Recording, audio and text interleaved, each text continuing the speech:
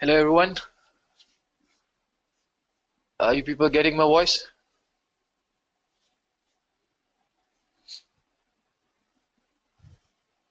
Hello Aisha. Assalamu alaikum. Tabassum. Okay, good. So we discussed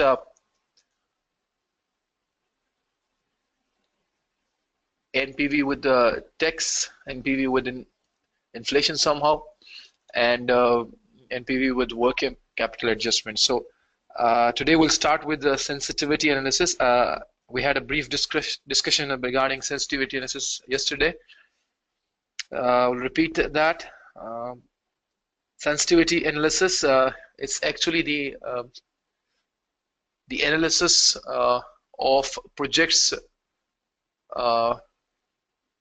sensitivity towards project variables. And what does that mean? Our NPV depends on different variables like sales volume, selling price, our variable cost, our fixed cost, working capital, and whatever components we use to calculate NPV depends on it. So any change in any variable will change the net present value. If the change is positive, that is, it increases the NPV, so it won't be a concern for us. But when a project variable changes in such a way that it reduces our NPV, then it will be a matter of concern for us. So what we can do is to analyze the impact of a particular project variable on the NPV before we take any decision. We can check that what is the maximum change in a project variable that we can afford. So let us look at this example. Humanat company is considering investing $50,000 in a machine with an expected life of 5 years. The machine will have no scrap value at the end of 5 years.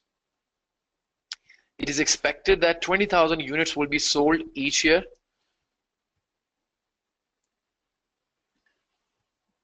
At a selling price of $3 per unit.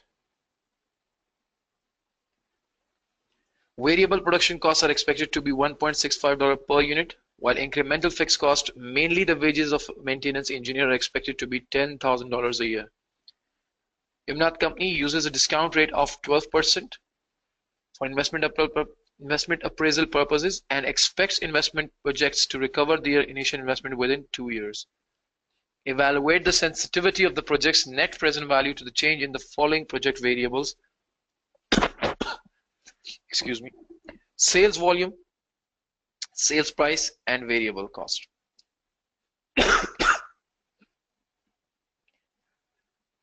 Now let's see how sensitive the project is to the project variables. So let's see how much change we can afford in one of these project variables. We definitely don't want our net present value to be negative. So the maximum change that we would like to have in a project variable will be such that will reduce the NPV to a maximum of 0 and should not make the NPV negative. So we'll have to check at what level of sales volume, say for example, the net present value will be equal to 0. That's the maximum we can afford. So let us check it with the sales volume first. Remember, when we are performing sensitivity analysis for a particular project variable, we assume that all other project variables will remain constant. There will be no change to any other project variable. This is one of the limitations of sensitivity analysis. Sometimes project variables may depend on each other, and the change in one project variable might change the other. Say for example, price change might affect the sales volume. But since we have to check the sensitivity of a project to a particular project variable, so we have to assume that other project variables will remain constant. so that we can see the impact of only one variable on the project. So let's see how much sensitive the project is to sales volume, how much change in the sales volume we can afford.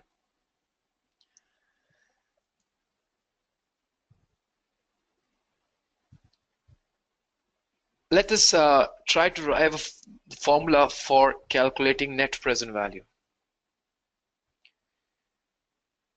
You know, the net present value is actually equal to present value of cash inflows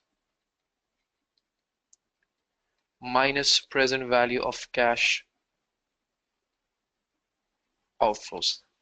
And the present value of cash outflow is usually the investment that we make, and the investment is $50,000. So the present value of cash outflow is straight away given in the question, so we don't need to calculate it. We need to calculate the present value of cash inflows. Let us see how we can calculate it in the question. Well, in a question we have been given with the selling price that if we sell 1 unit, we sell it for $3 per unit, and the variable production cost is $1.65 per unit. So if we write the selling price here, 3 minus 1.65, we will get the contribution per unit. And if we multiply this contribution per unit with the sales volume, we will get total contribution per year.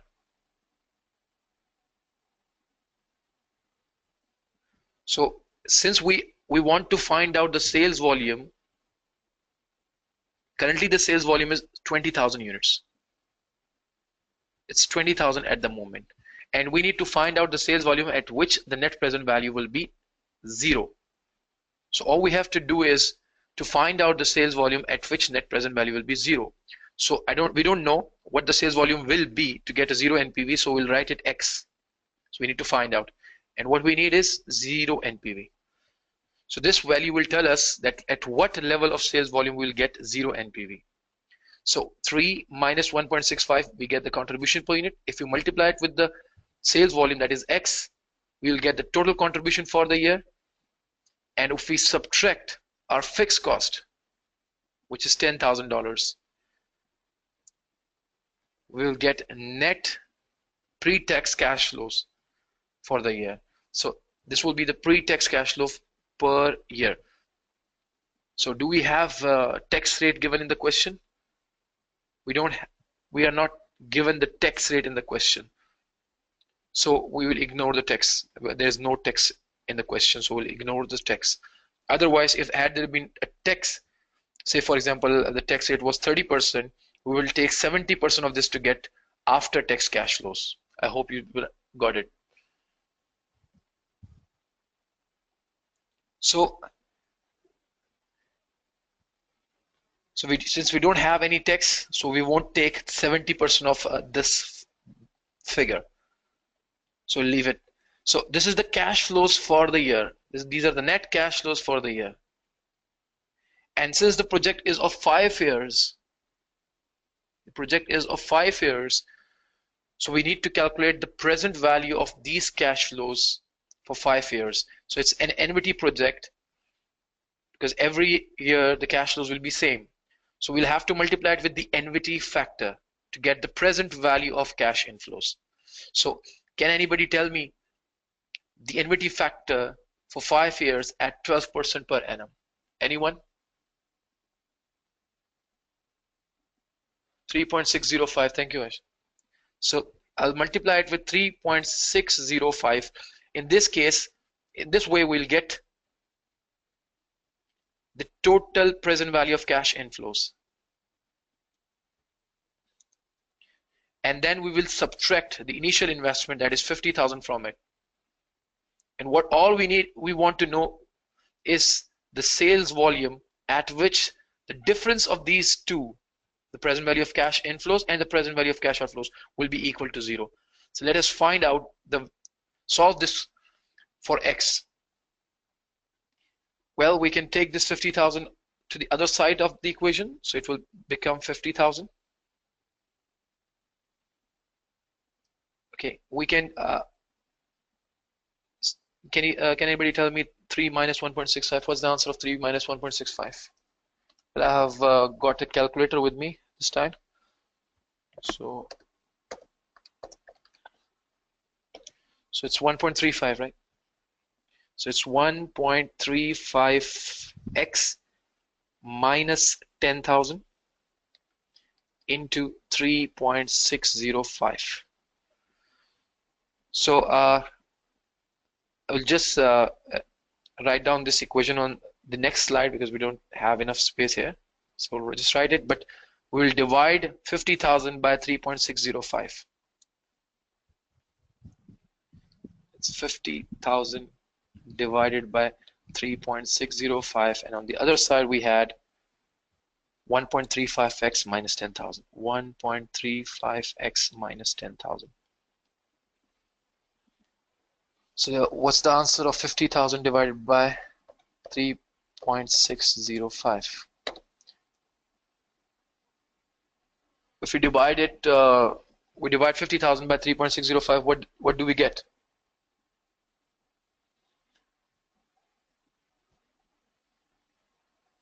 13870, right? 13870. 1.35x minus 10,000. So we'll just add this 10,000 on the other side.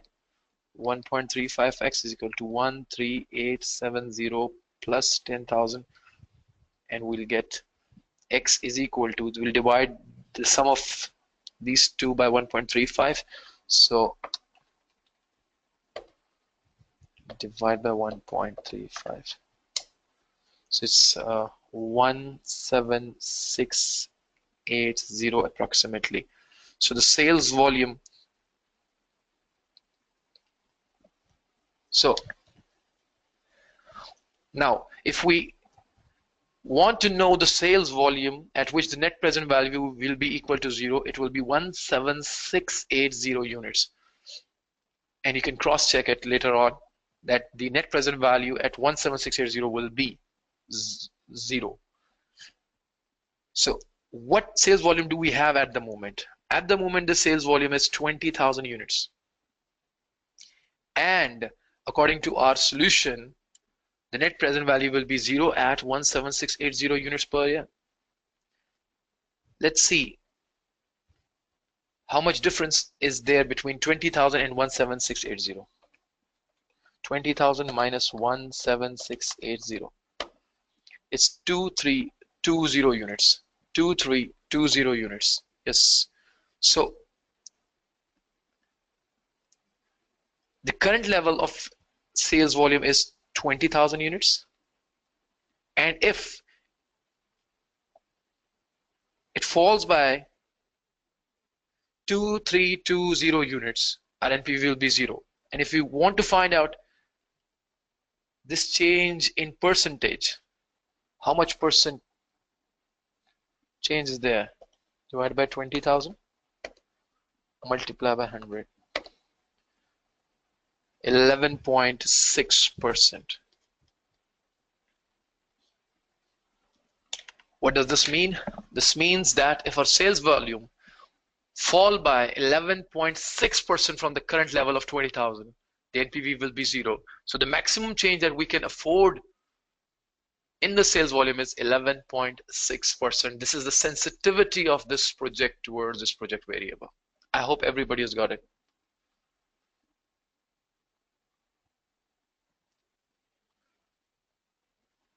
Everyone is okay with that? Any question?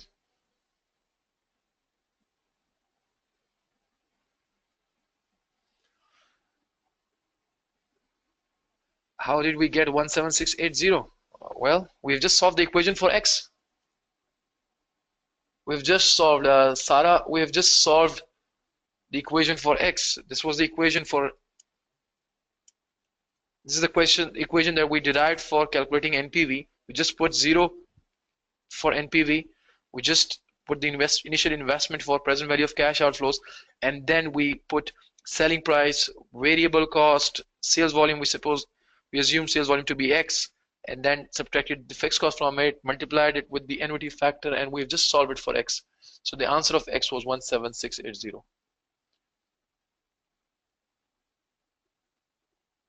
Ghulam Tabassum, yes, there is another way of calculating it, but uh, that particular way has limitations. You can always use this way of calculating the sensitivity, as this can be used in any situation.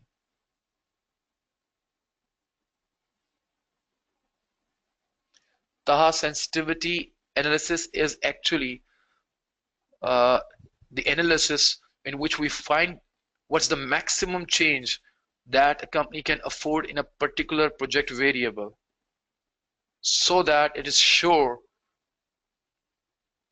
that it won't have a negative net present value.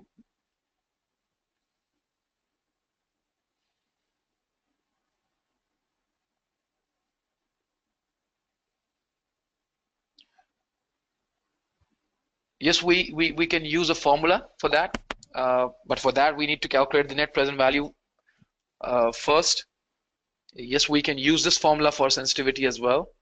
We can get the same answer. Sensitivity is equal to NPV divided by present value of project variable. But for that, we need to calculate the existing net present value. Then we have to calculate the present value of the project variable, and we will get the answer, the same answer. So if you want, you can use this formula as well.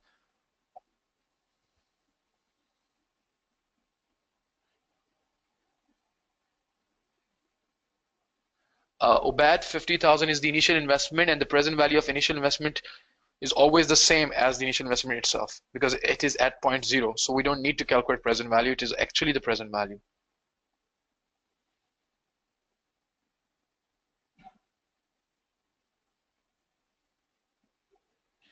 Manish, we use contribution uh, because the sales volume affects both selling price and variable cost at the same time. If the sales volume goes down, it will reduce the revenue, but at the same time, it will also reduce the variable cost. So we take the net impact of sales volume, and the net impact is always a contribution.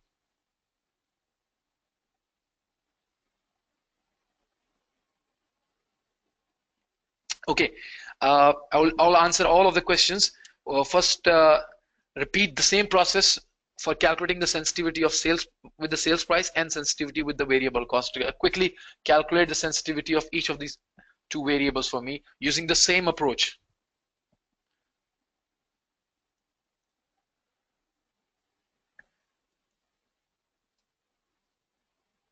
Okay, you might be wondering that why I'm looking at my right hand side again and again, because your messages are being displayed on the screen so that I can easily see. So that's why I will be looking at the screen to get your questions. Everyone calculate the sensitivity of the project towards sales price and variable cost.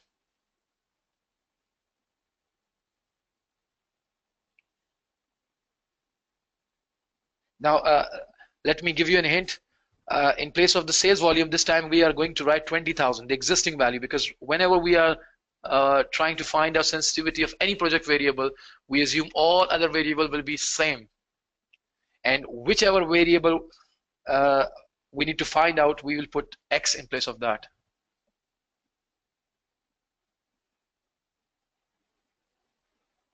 Wahab, do you want to ask something?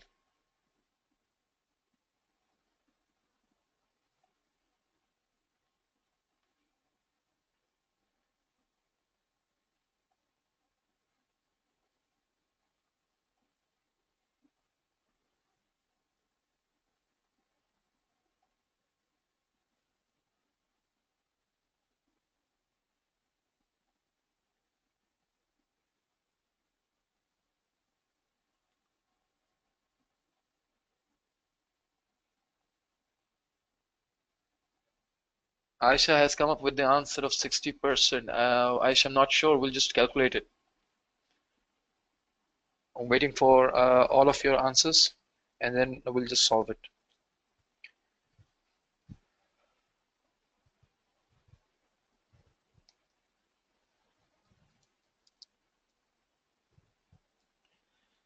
Selling price, we'll write X in place of the selling price this time, and we will write 20,000. So we'll use the same formula again.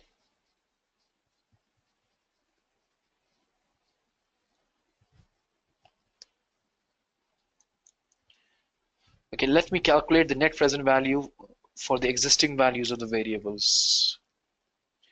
Well, we have selling price equal to 3 minus 1.65 into sales volume of 20,000 minus 10,000 fixed cost, multiply by 3.605 minus 50,000. I've put all the variables that are given in the question to find out the existing net present value of the project. Can anybody help me calculating the current net present value?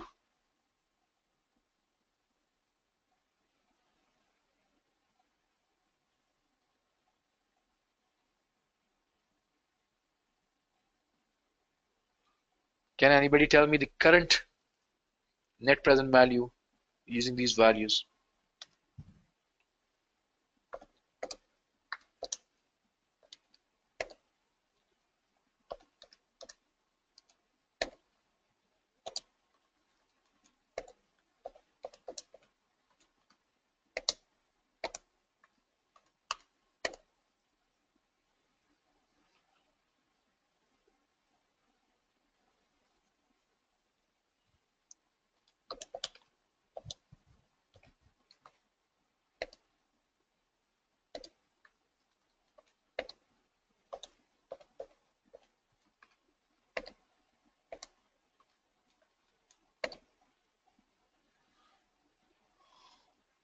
What's the value of current net present value?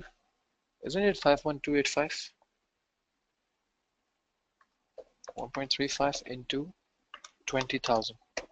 It's 27,000 minus 10,000. It's 17,000 per annum into 3.605. Okay, minus 50,000. It's 11285. Yes, $11285. So this is the current net present value. Yes, right. It's the current net present value. I hope everybody else has calculated the sensitivity of project towards sales price and variable cost. What's the sensitivity with the selling price? Let me write in front of it.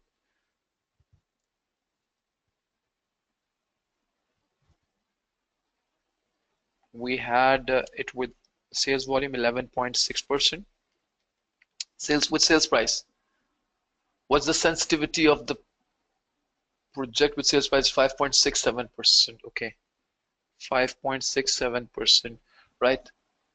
And what is the sensitivity with the variable cost?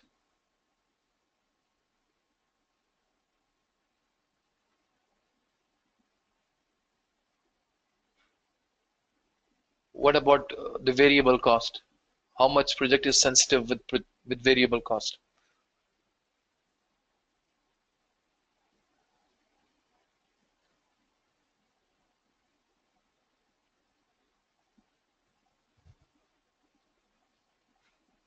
With variable cost,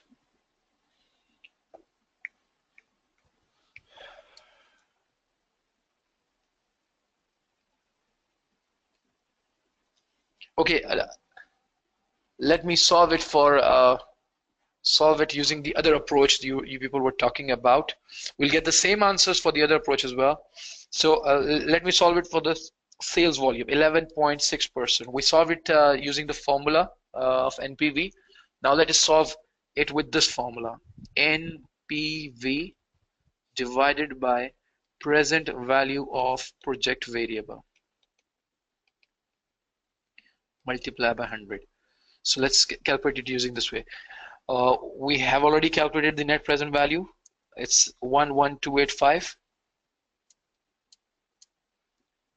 11285 divided by present value of project variable. Now I'm looking at the sensitivity with the sales volume, and remember, sales volume affects both sales revenue and variable cost. So the present value of project variable will actually be the present value of contribution. So for that, we need to calculate the contribution and the present value of the contribution. So let's see what the contribution was per unit. The selling price was 3. The variable cost was 1.65. So it was 1.35 per unit. 1.35 is the contribution per unit. Into 20,000, we'll get the contribution per year. Total contribution per year, it will be 27,000. This is per year contribution, and we need to calculate the present value, so we'll multiply it with the NVT factor, that is 3.605. So we'll get the present value of the contribution, 3.605. It's 97335. So the present value of the contribution will be 97335. I hope everybody has got it. This is the contribution per unit. We multiply it with the sales volume per year. We'll get the total contribution per year. Since we are going to receive this contribution for 5 years, so we'll have to multiply it with the NVT factor of 5 years, 3.605. We'll get the present value of the contribution. So we'll divide this with 97335 and multiply it with 100. We'll get the same answer approximately, that is 11.6%. So you solve it the other way, you solve it this way, you'll get the same answer.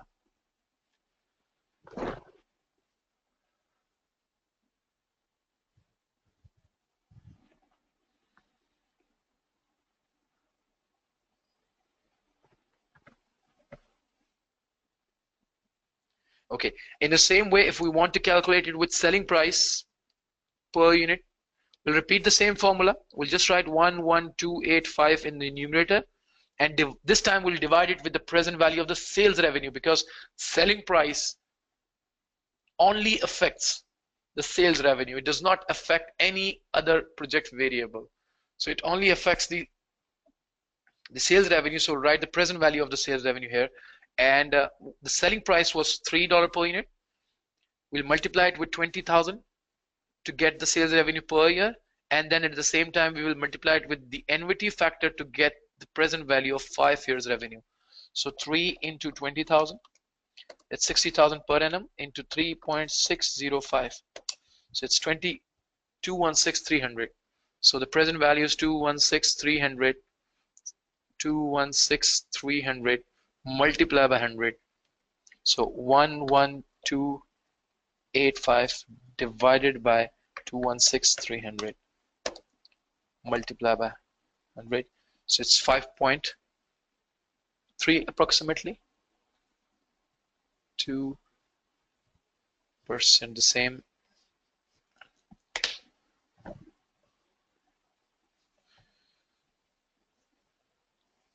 So we have got two approaches to calculate the sensitivity to find out how much maximum change we can afford in a project variable.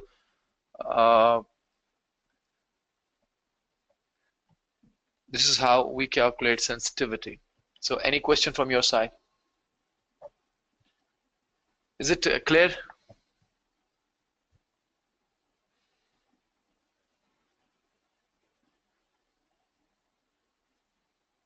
Any question?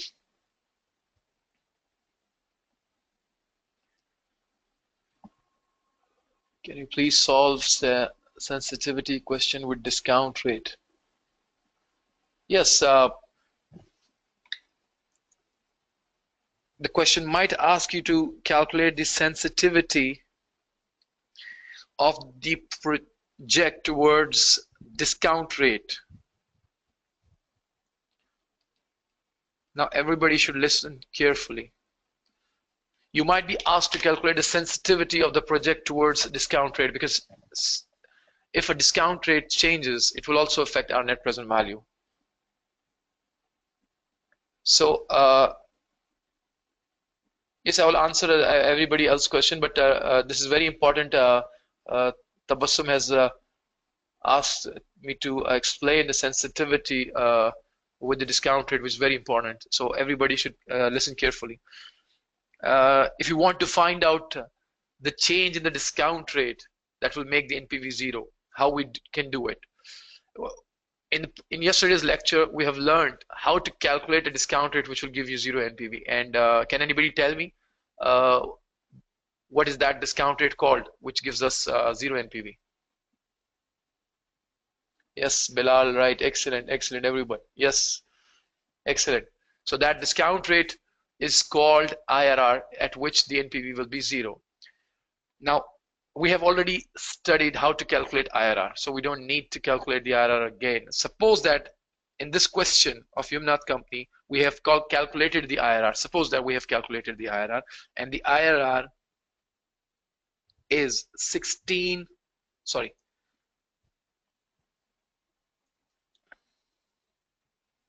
it's say 16%. Okay. Suppose that the IRR is 16%. It means that if our discount rate goes up to 16%, our cost of capital goes up to 16%, the NPV will be zero. Okay, what's the current cost of capital?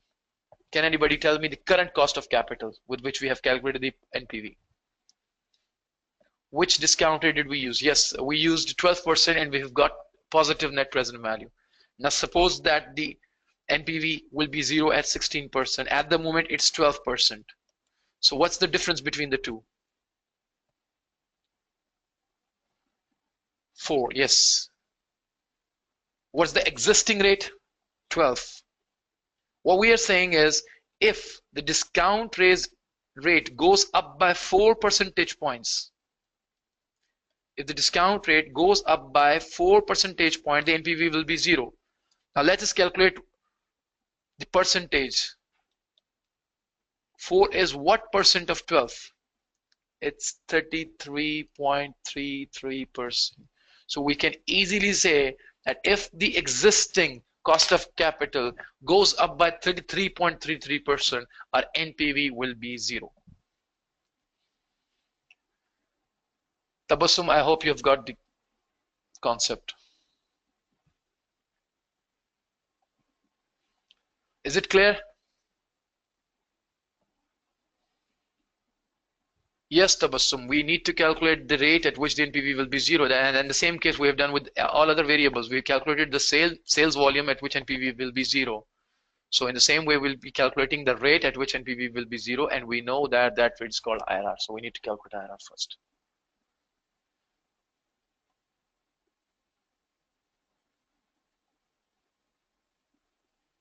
Probability analysis. Yes, we need to calculate IRR.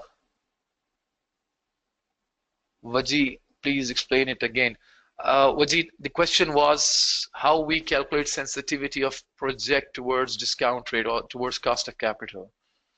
What we have to do is we have to first calculate the discount rate at which NPV will be zero. And the discount rate at which NPV will be zero is IRR. So we need to calculate IRR first. Suppose that the IRR of the project is 16%. Remember, this is not the actual IRR of the project. This is the assumed one. I have just assumed that the IRR will be 16%. So suppose that at 16% NPV will be zero, and the existing rate is 12%. So if the existing rate goes up by 4 percentage points, the NPV will be zero. So 4 is what percent of 12? We can say 33.33% change in the current cost of capital will make the NPV zero. So it's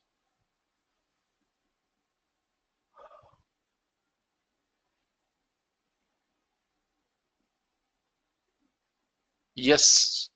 We will take the present values of all the project variables up after tax if it is affecting the tax. For example, variable costs, change in variable cost will affect tax. So we will take present value of after tax variable cost.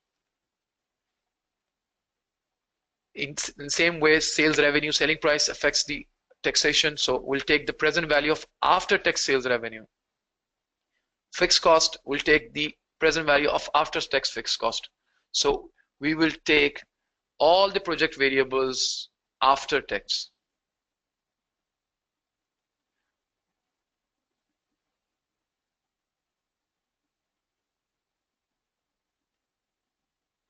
One one two eight five. How did we get it?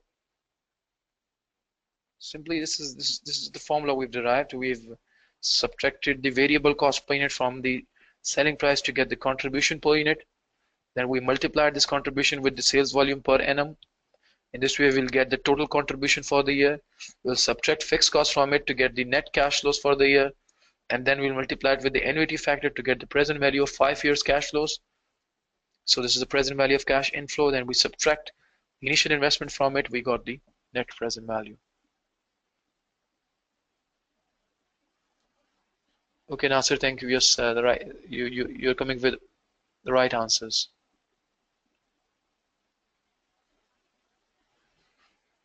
I guess yes, it's 9.5% approximately. Okay, now let us move towards another important area in the same sensitivity analysis. Remember, the higher the percentage of sensitivity, the lower the project will be sensitive to that project, that project variable. For example, selling price had, the project was 11.6% sensitive with the sales volume. But with the selling price, it was just 5.2%. So you'll say the project is more sensitive to selling price than to sales volume, because you can afford more change in the sales volume than you can afford in the selling price. Since we can afford only 5.2% change in the price, we can say it's more sensitive with this project variable. Sorry, got confused. 33.3% increase in IRR goes up will be the sensitivity to increase the cost of capital better. Aisha, I didn't get your question. Can you just explain this question?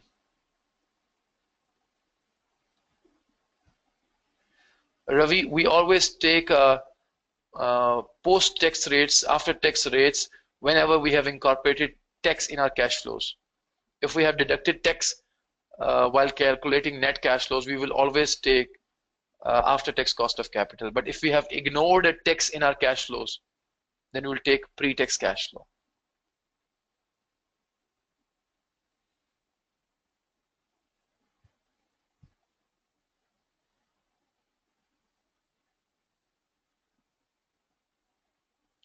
Ozair, sensitivity, what does this mean? 11.6%. It means that the sales volume has to go down by 11.6% before the NPV gets zero. Whereas the selling price has just to go down by 5.2% and your NPV will be zero. So you can't afford bigger change in your selling price. If the selling price goes down by just 5.3%, your NPV will be negative. Whereas the sale volume has to go down by 11.6% to make it zero. So you have more margin in the sales volume than you have in the selling price. That's why it's more sensitive with the selling price. You can't afford bigger change in the selling price. Variable cost answer is 9.5%, Azim.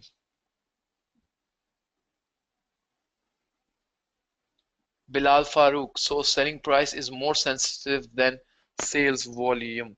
Yes, it is more sensitive, but the statement that you've made is not correct. You can say the project is more sensitive to selling price than the sales volume. Don't say that the selling price is more sensitive. The project is more sensitive to the change in selling price than to the change in sales volume. This is the right statement to make in the exam question as well.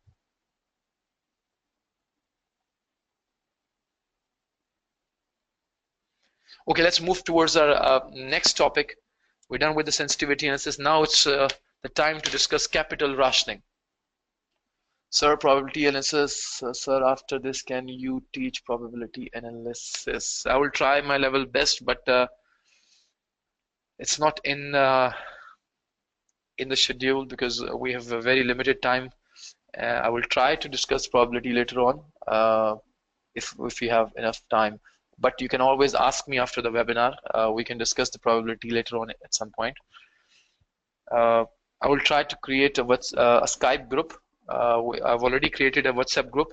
You people may join that WhatsApp group, and I will share the Skype group link with you people as well, and we may discuss few topics on Skype as well. So later on. Let me plug in my laptop.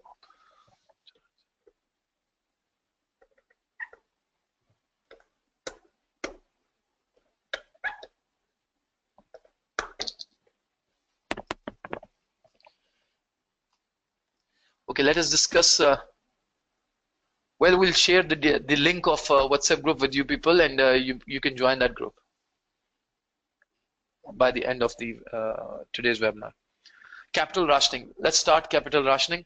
What is capital rationing? Capital rationing is when the available funds for the company are less than what is required for all the available profitable projects. For example, we have got 4 projects, and all of them have positive net present values, and we want to invest in all of them, but the available capital is not sufficient to invest in all these projects. This situation in which we don't have enough capital available to invest in all the profitable projects is called capital rationing. So you can say in simple words that a situation where your capital is acting as a bottleneck or limiting factor, that situation is called capital rationing. Yes, Tabassum, it's like limiting factor. So when capital is acting like a limiting factor, it is called capital rationing. We've got 2 types of capital rationing: hard capital rationing and soft capital rationing. And what does that mean? Hard capital rationing is when the management wants to have more capital, but due to external factors, it is not able to get. Just wait a second. My battery is running out of charge.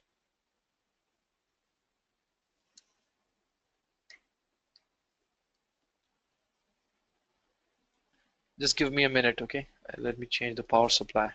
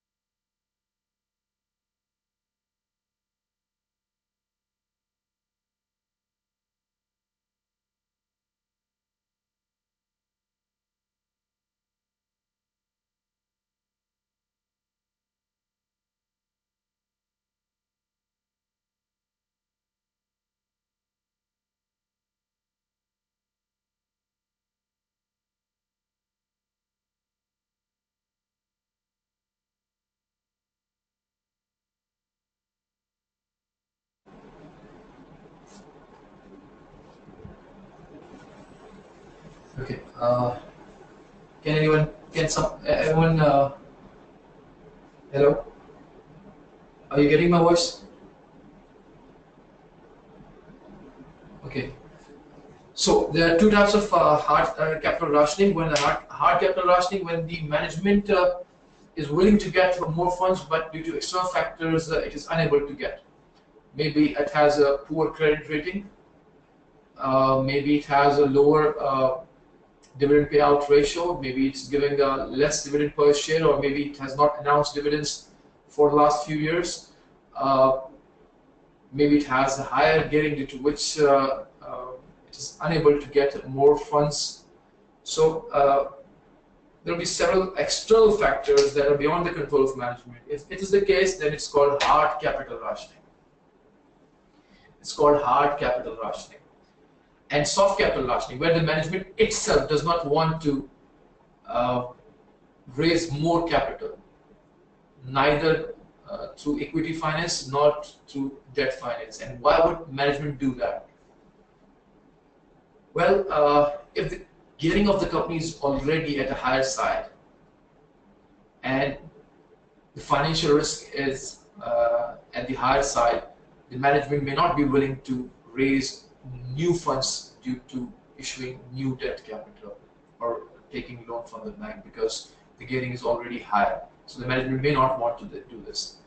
Or they may not want to dilute the voting power by issuing new shares. Sometimes the management itself want to restrict itself by investing in more projects. So there's a lot of people. Please check.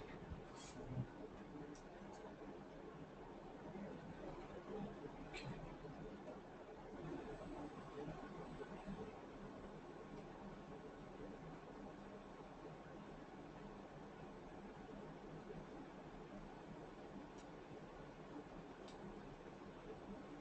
Is it okay now?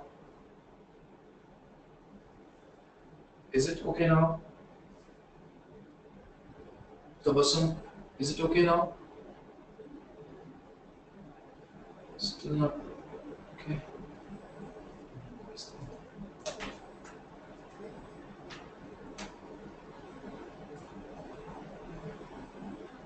So your volume is very low. It's better now. Is there still disturbance in the voice?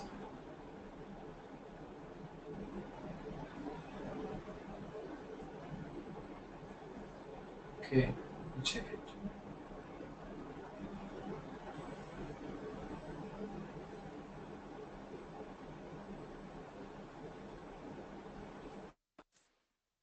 Is it okay now?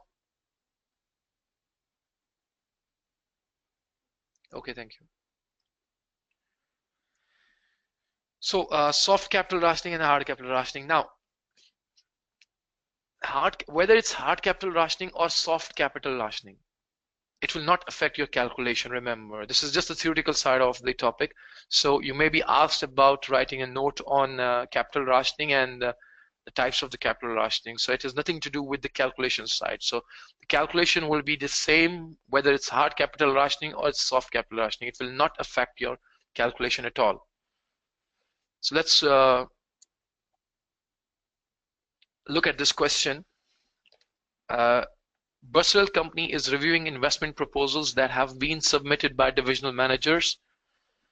The investment funds of the company are limited to $8 lakh. It's very important. Limited to $8 lakh, a very important figure to highlight straight away in the question. Details of 3 possible investments, none of which can be delayed, are given below. So it's now or never. Means if you want to undertake this project, go ahead, or leave it forever. So you cannot delay these projects, any of these 3 projects. Project 1, an investment of $3 lakh in workstation assessments. Each assessment would be on an individual employee basis and would lead to savings in labor costs from increased efficiency and from reduced absenteeism due to work-related illness. Saving in labor costs from these assessments in money terms are expected to be as follows. Year 1 cash flows 290, 95, 100, 95. So these are the net cash flows that will be that the company will be getting against this investment of $3 lakh. Then we have project 2, which requires an investment of $450,000 in individual workstations for staff that is expected to reduce administration costs by $1,40,800 per annum in money terms for the next 5 years. An investment of $4 lakh in new ticket machines. Net cash savings of $1,20,000 per annum are expected in current price terms, and these are expected to increase by 3.6% per annum due to inflation during the 5-year life of the machines. Brazil company has a money cost of capital of 12% and taxation should be ignored. Now what we have to do is just let us check how much capital is needed for all of the 3 projects. We need $3 lakh for project 1, $450,000 for project 2, and $4 lakh for project 3. So it's 1150, right? It's 1.15 million dollars that we need, but we only have $8 lakh. So it's very much clear that it's a problem of capital rationing. So we can't have all the three projects. We have to choose between the projects. Now let's see which projects we should undertake. Now remember one thing, the solution, how we are going to calculate, how are we going to arrive at the decision that which projects we should undertake depends on whether the projects are divisible or not. It's very important to identify from the question that whether the projects are divisible or not, and what is meant by divisible or non-divisible projects. Sometimes you have to undertake a project completely. For example, if it needs $3 lakh, you have to invest the whole of $3 lakh or you should leave it. You can't invest on a proportionate basis. Say, for example, the project requires $3 lakh, but I have only $1 lakh, so I want to invest only $1 lakh in the project and get the proportionate share. If the project is of such nature that it cannot allow you to invest partially, then it means this project is non-divisible project, and you should invest either the whole of the investment required or you should leave the project. You can't invest partially. But sometimes there are projects in which you can invest partially. For example, working capital. You're going to invest in working capital. You may invest in the working capital partially. Say, for example, you don't want to hold more inventories, you don't want to hold more cash, you don't want to invest so much in the account receivable, so you invest it partially. So at times you may have options of investing partially in a project. So it's very important to identify whether the projects are divisible or non-divisible. So in this question, it is not clear whether the projects are divisible or not, but I will solve the question for both assumptions. We will assume that the projects are divisible and we'll arrive at the decision, and then we will assume that the projects are non-divisible. So both in case of divisible and non-divisible we are going to solve. But whether the projects are divisible and not divisible, the very first step in a capital rationing question will be to calculate the net present values of the projects. If the question has already given you the net present value of the projects, you don't need to do that. But if the question does not give us the net present values of the projects, the very first step is to calculate the net present values of every project. If the question is silent, in most of the questions, the question will not be silent in this case, because the capital rationing question is supposed to mention that the projects are divisible or indivisible, because it affects your calculation. In case it's a descriptive question and the question is silent, usually go for assuming that the projects are divisible, but do mention this assumption in the question, so you'll get full marks for it. But I'm not expecting the examiner will be silent regarding divisibility and non-divisibility of the projects. Okay, let's calculate the net present values of the projects. Let's calculate the net present value of project 1. It's very simple. We have been given with the cash flows of every year. All we have to do is to take out the discount factors and multiply the discount factors with the cash flows to get the present value of cash inflow, and then we'll subtract the initial investment to get the net present value. So to save the time, I've already put in the cash flows for every year. I've put the discount factors for 12%, and all we have to do is to calculate the present values. So help me in calculating the present values.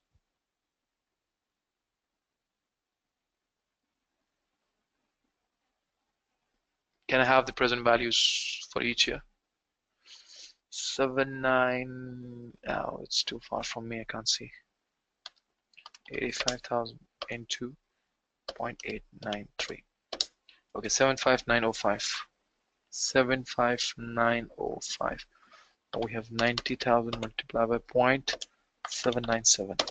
It's 71730. Now we have 95,000 multiplied by 0.712. It's 67640. Then we have 6368. Oh, 63,000 and 95,000 multiplied by 0.567. It's 53865. So we've got all the present values, and what will be the sum of all these present values?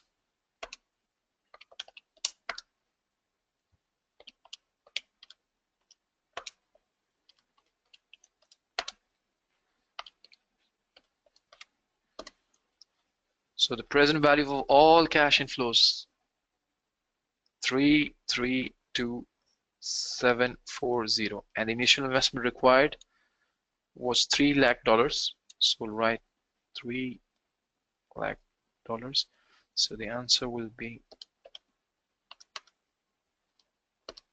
32740. So if we invest the whole of $3 lakh in this project, we'll get the net present value as 32740. Let us calculate the net present value of project 2. It will be very simple because it's an NVT project. So all we have to do is to pick the NVT factor for 5 years at 12%, and we'll be getting 140,800 per annum. So can anybody tell me the NVT factor for 5 years at 12%?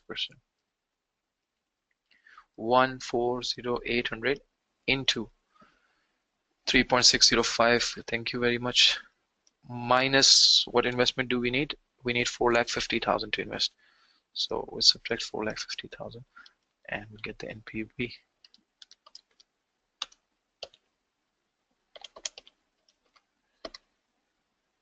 Minus 4 lakh. It's 57584, right? Okay. So project 2 has net present value of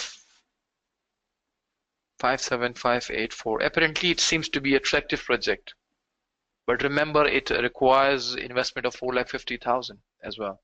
So the decision will not be that much straightforward. We'll come to the decision. Then let's come to the project 3. For project 3, what are the cash flows for every year?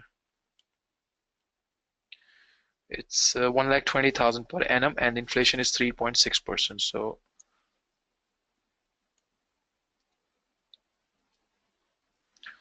we'll write 1,20,000 for every year.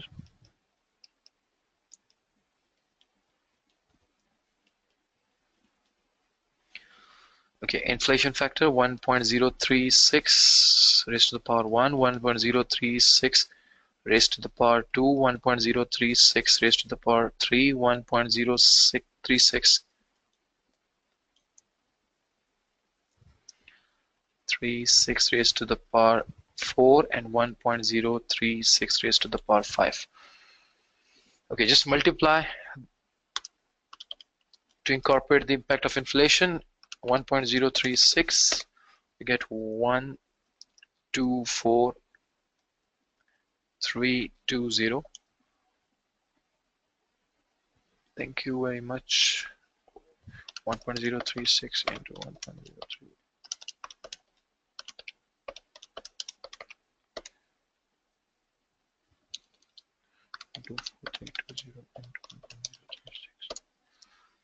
It's 128,796. 133,432. 138,236. 1.036. 143,212. Okay, thank you. Let's now calculate the present values.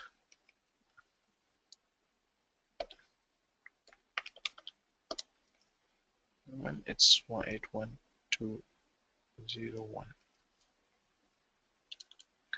24320 multiplied by 0.893. It's 111,018 into 8.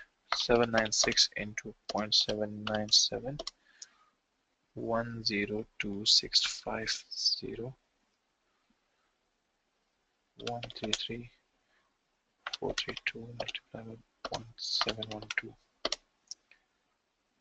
95003 38 36.636. It's 87918 plus 8.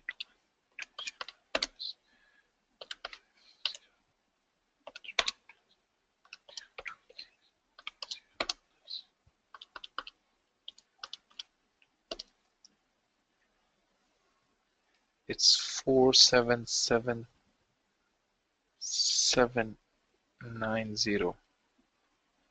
Yes, and the required investment is $4 lakh minus 4 lakhs, so it's 77790. So this is the net present value of project 3. So we've got the net present values of all 3 projects. Now we have to decide which projects we should undertake. Now it's the time to assume whether the projects are divisible or non-divisible. So let us assume that the projects are divisible. That means that we can invest in any proportion in the project.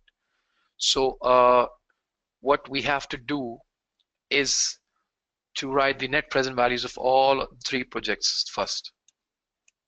So just write the net present value is 32740 for project 1.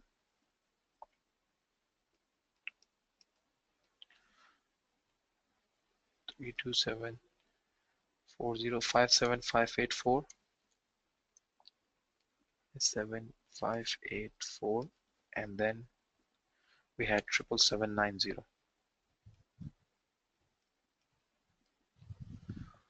So these are the net present values of the 3 projects, and now we'll write the required investments. So this required $3 lakh, this required $4,50,000, and this required $4 lakh. Okay, let's now calculate the profitability index. What is profitability index?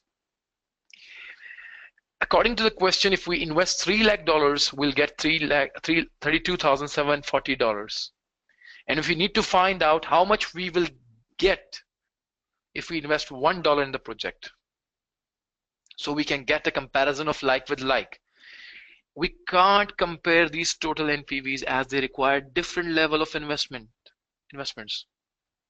So all we have to do is to make a leveled ground to compare these projects. So instead of saying that we'll earn 32,740 to invest if we invest 3 lakh, it's better to say how much we will get to if we invest $1, and we'll do it for every project. So 32740 divided by 3 lakh will get how much net present value will we get if we invest $1 in the project. That is called profitability index. So 32740 divided by 3 lakh will get how much NPV we will get if we invest $1 in the project. It's 0.1091. Remember writing up to 4 decimal places for profitability index, because at times the difference will be so lower that if you round it off to 2 decimal place, you might see 2 projects having the same profitability index. So usually write the profitability index to 4 decimal places. So it's $0.1091 per dollar investment. So same calculation for project 2, 57584 divided by 4,50,000. 0.12796. So we'll write it 1280. Everybody should calculate with me so that they know how these figures have been calculated. 77790 divided by 77790 divided by 400,000. It's 0.1945. Okay, now this column tells you the net present value against $1 invested. So it's like with like comparison now. Okay, if you are the manager responsible for deciding between the projects, what will be your preference? Which project would you like to prefer over the others? We'll go for project 3 first, right? Excellent. Yes, we will prefer to have project 3 first because it gives us the highest net present value against $1 investment. PI shouldn't be 0.041. 0.041. Aisha, I didn't get what do you mean by this? So we'll go for project 3 first, then we'll go for project 2, and then we'll have project 3. So what we have to do is we will allocate funds to project 3 first. And we know that the project 3 requires investment of 4 lakh. So we'll go for this, $4 lakh. So we will invest $4 lakh out of the total available. Profitability for project 1 shouldn't be 0.041. Why it should be 0.041? It's 32740 divided by 3 lakh. It's 0.1091, Aisha.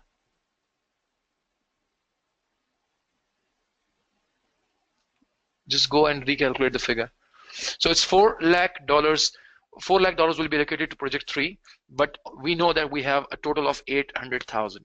So the second most important project will be project 2, and it requires investment of 4,50,000. But do we have 4,50,000 with us? Do we have a further 4,50,000? No, we don't have. Yes, we don't have a further 450. We only have $4 lakh. So since the projects are divisible, we can invest $4 lakh as well. So we are left with no more capital, so we will not invest anything in project 1. Now, how much NPV we will get? Since we have invested the full 4 lakh in project 3, we will get the full NPV of project 3. But we haven't invested the full amount of 4,50,000 in project 2, so we won't get the full NPV from project 2. We will get a proportionate share of project's NPV. It's the simplest way of calculating how much NPV we are going to get will be, listen carefully, we have to multiply the amount invested with the profitability index. Simply, because we know what we are going to get against $1. If we invest $1, we get this much. If we invest 4 lakh, how much we will get? So just multiply 4 lakh with 1.1280. Multiply 4 lakh with 0.1280. It's $51,200. So the amount of net present value that we will be expecting to get from project 2 will be 512,000.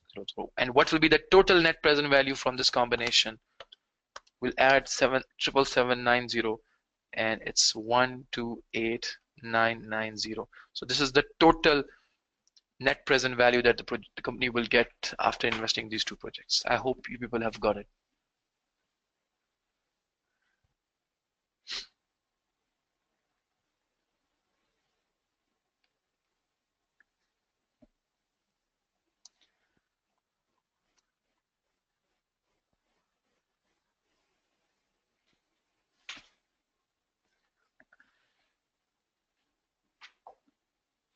Yes, Tabassum, this is another way of calculating the same calculation. Yes, you're right. NPV of project 2. Okay. Profitability index shows that if we invest $1, we'll get 0.1280 out of project 2. Now, if we are going to invest 4 lakh, how much we will get? Definitely, we have to multiply this 4 lakh with 0.1280 to get the total what we'll get.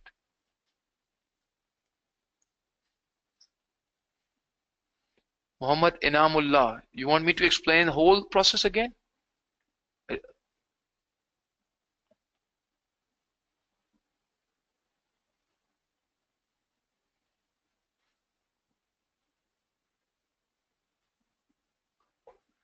Thank you, Sidra. Then Inamullah, what's your question is? Just skim back the slides. Previous slides. Okay, you want to take screenshots. Quick, be quick.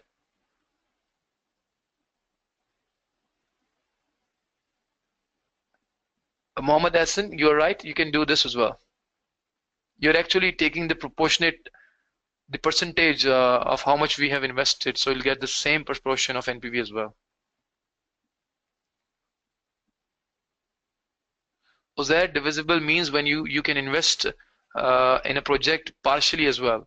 For example, the total investment required might be 4 lakh, but if you have only $1 lakh and still the project allows you to invest $1 lakh to get the proportionate share of NPV, then it means it's a divisible project. Say, for example, we are going to buy a car, and the car's cost is $1 million. So sorry, it's too high.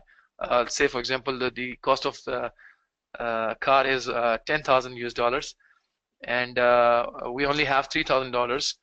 Do you really think we can have this car on a proportionate basis? Say, for example, we buy the tires and we buy the steering and we leave the rest of the car. It's not possible. So either we have to buy the complete car or we have to leave it.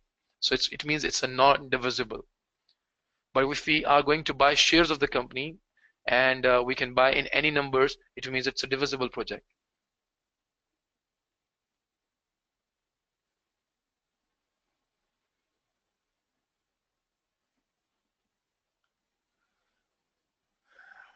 Okay, take this screenshot of this, Inamullah.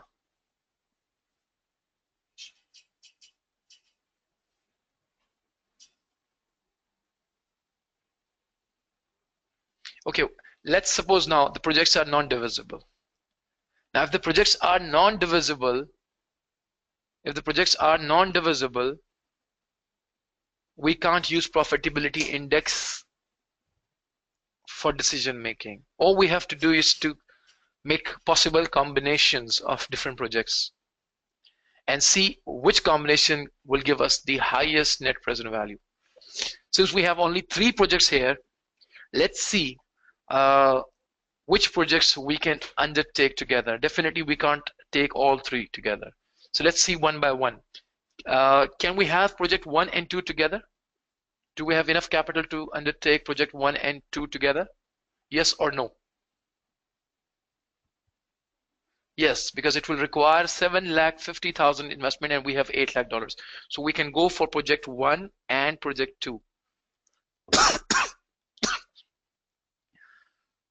Let us sum up the net present value of these 2 projects to get to know how much we can have in total. 3240, 57584. It's $9,032 NPV, right? Okay, can we have project 1 and 3 together? Yes, okay. We can have these 3 together. Let's now sum up the NPVs of 1 and 2 together. 32740 plus 77790. 110530. Okay. Now, can we have 2 and 3 together? No, we can't have 2 and 3 together. Okay.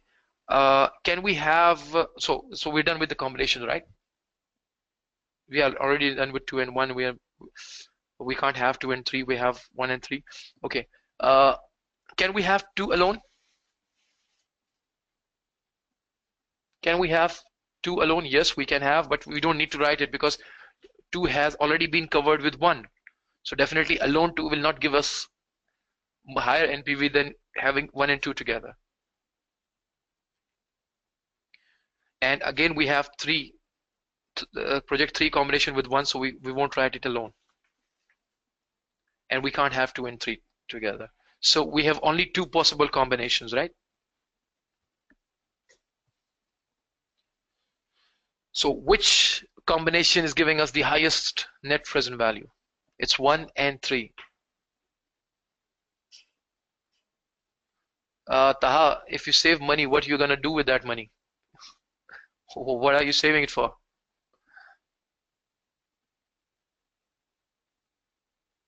Invest where? You can invest in project 1 together with 2. So where else you want to invest it? So you already have a project 1, so you should invest in 1.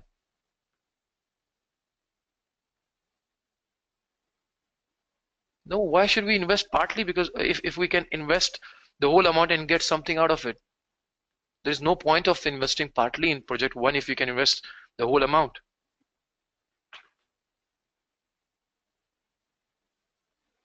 2 and 3 combination, Rizwan, we can't have 2 and 3 together because 2 needs 4,50,000 and 3 needs 4 lakh. The sum will be 850,000, and we don't have to 850,000.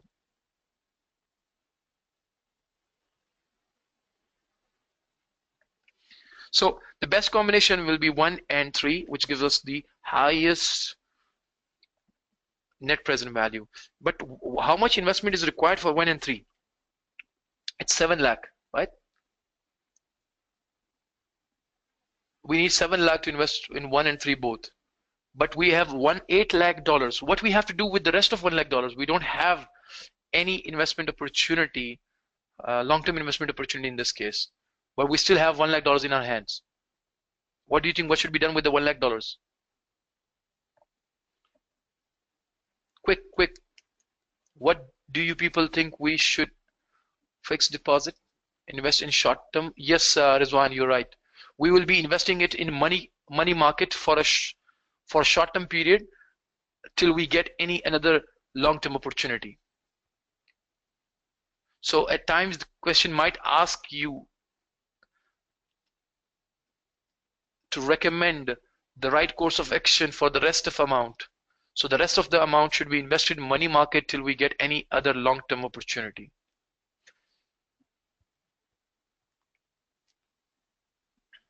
Okay, we are done with the capital rationing.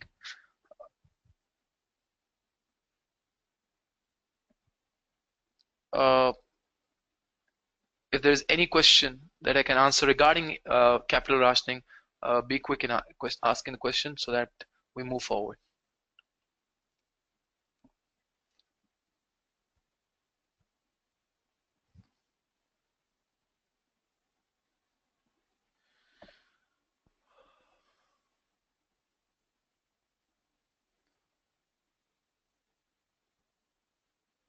If in question it's mentioned money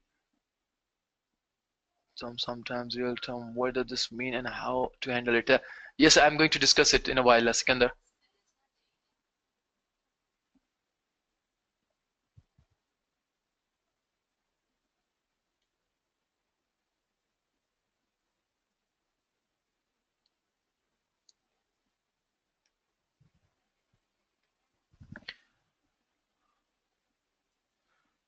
Will it be clear on divisible or not? Yes, sir, Rishab. It will be it will always be clear about divisible and non-divisible.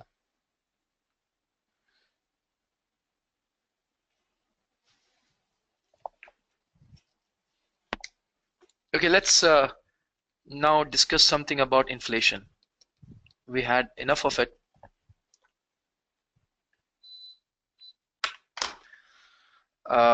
We had this thing in the question quite often, so let's discuss what is inflation. Uh, remember a few terms. Whenever there is inflation part in the question, you will hear these words: real terms, nominal, or money terms.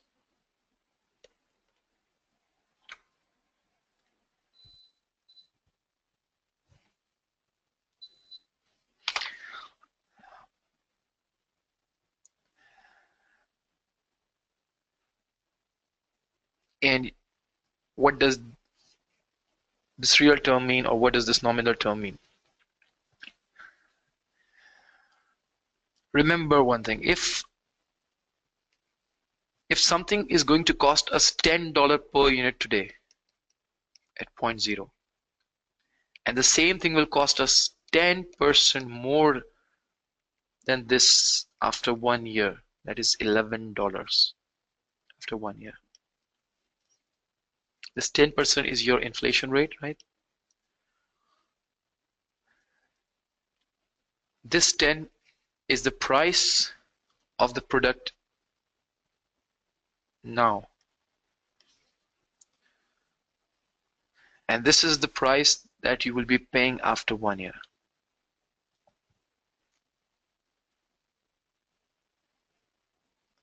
Now remember, Zirek, nobody has muted you. Just listen to what I'm saying, then I will allow you to ask questions. I can't look at the questions and explain something at the same time. Okay, just wait a second. I will allow you people to ask questions, but let me explain the concept of inflation first.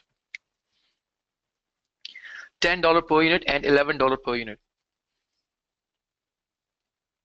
So it is going to cost us $10 per unit today, and it will cost us $11 after 1 year. Remember, if a question says that the price has been quoted in current price terms,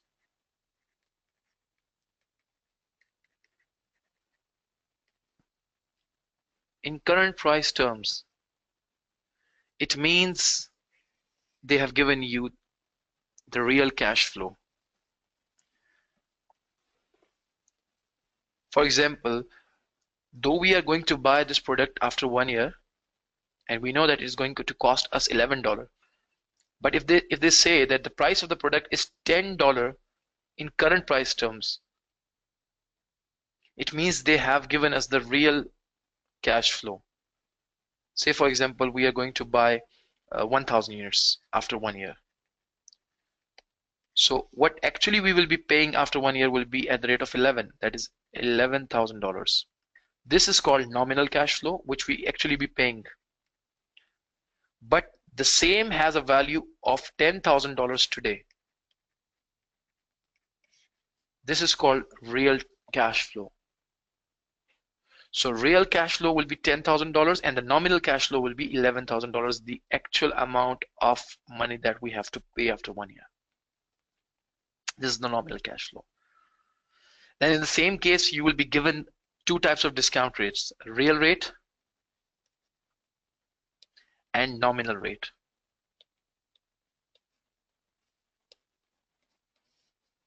Real rate, nominal rate. Discount rates will be of two types, real rate, nominal rate. Now what you have to do, remember this thing, that you can never use real rate for nominal cash flows. If the question has given you nominal cash flows, usually the question will not give you nominal cash flows, it will give you real cash flows wherever there is inflation. So it will always give the prices that are of today rather than of the future. So it will always mention prices in current price terms, that is real cash flows. So you can never use real rate for nominal cash flows, and you can't use nominal rate for real cash flows. So note it down with you that real cost of capital should always be used for real cash flows, that are the prices in current price terms, and the nominal cost of capital should always be used for nominal cash flows that are called inflated cash flows, means in which we have incorporated the impact of inflation. So nominal cost of capital should be used for nominal cash flows, and real cost of capital should be used for real cash flows.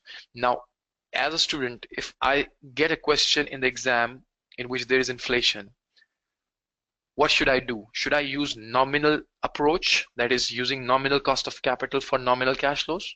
Or should I use real cost of capital for real cash flows?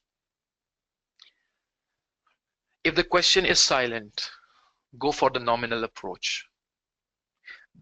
Remember one thing, nominal approach always gives the right answer.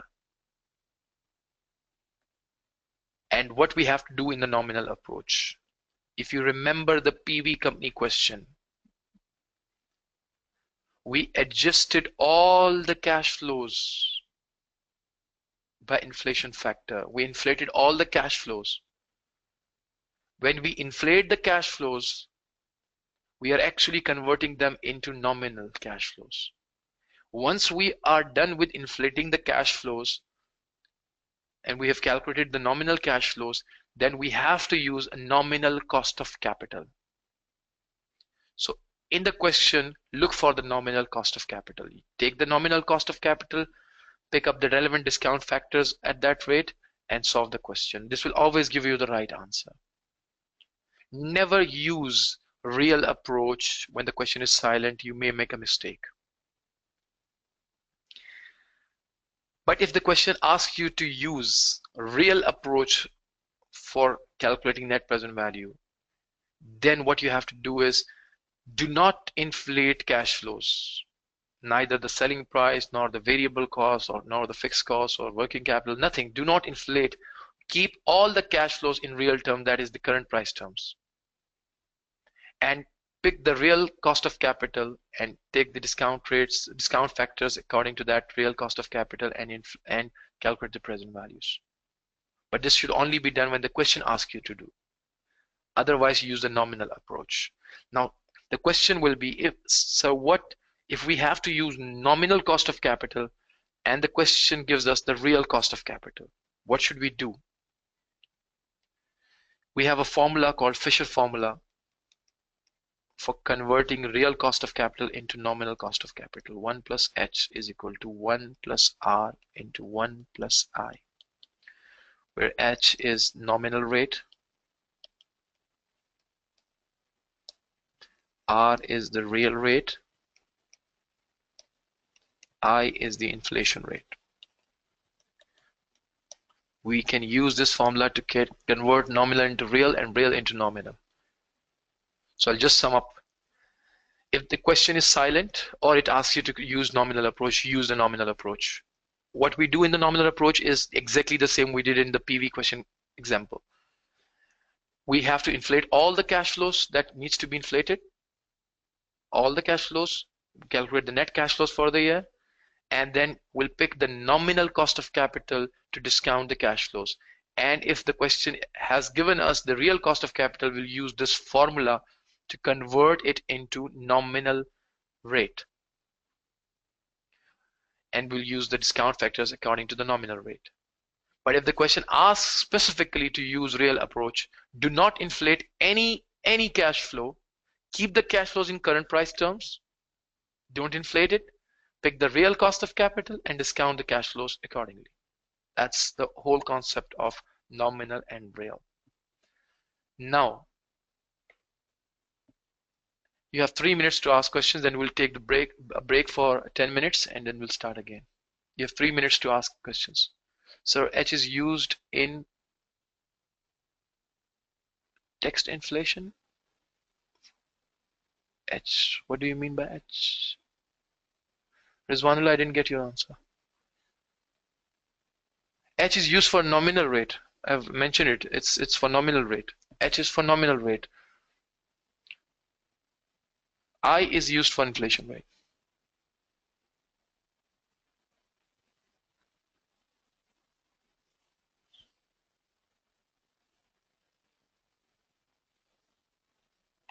Which previous slide? I've actually removed the slides.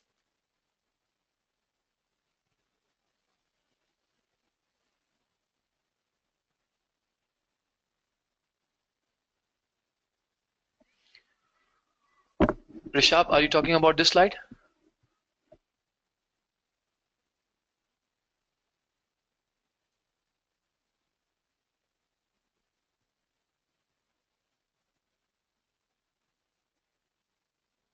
Slightly increased demand with a contribution margin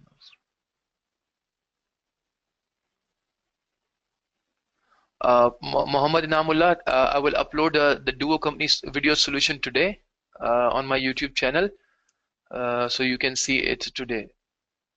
So I will upload them today, so you may see the solution, video solution.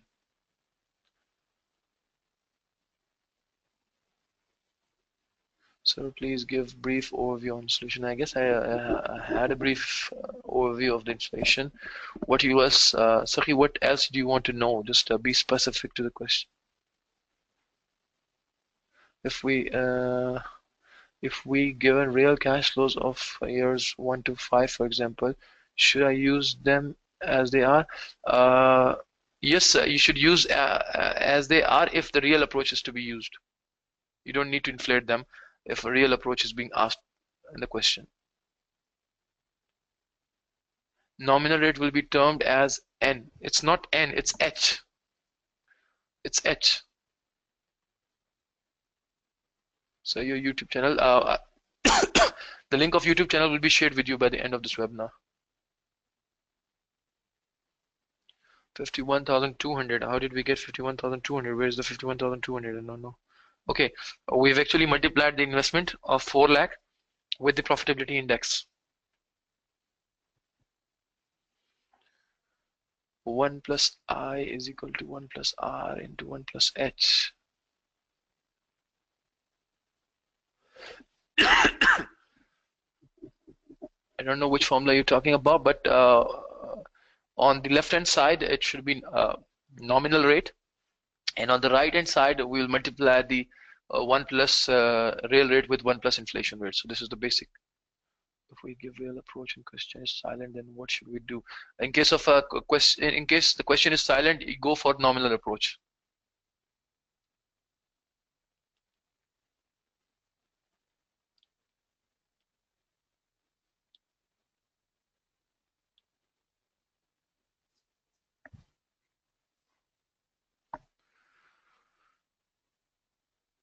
Well, Saad, since I don't have enough time to explain it, so I've just explained up to the exam point.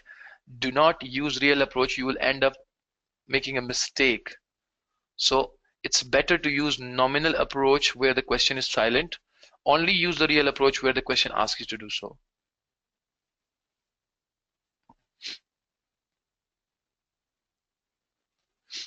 Use the nominal approach as much as possible uh, if the question is silent or the question asks you to use this the nominal approach. Only use the real approach when the examiner asks you to do so.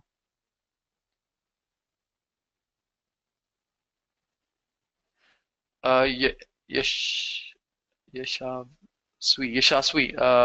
Sorry if I am pronouncing your name incorrectly. Yashwasi, it's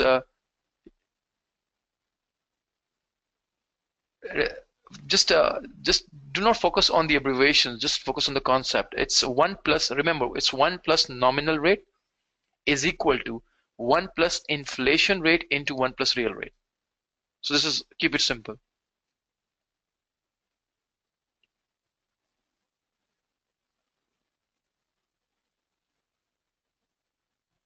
Well, there are a few formulas that you will be given in the exam. You can just go to any past exam question and right on the second or third page you will see the formula list. So you'll come to know that which formulas will be given in the exam. So you don't need to memorize every formula. Okay, let's take a 10 minutes break. Meanwhile, I'm here to answer the questions. If anybody has questions, I can keep on replying to them for 10 minutes. And if anybody wants to take a break and go ahead, take a break and come back after 10 minutes.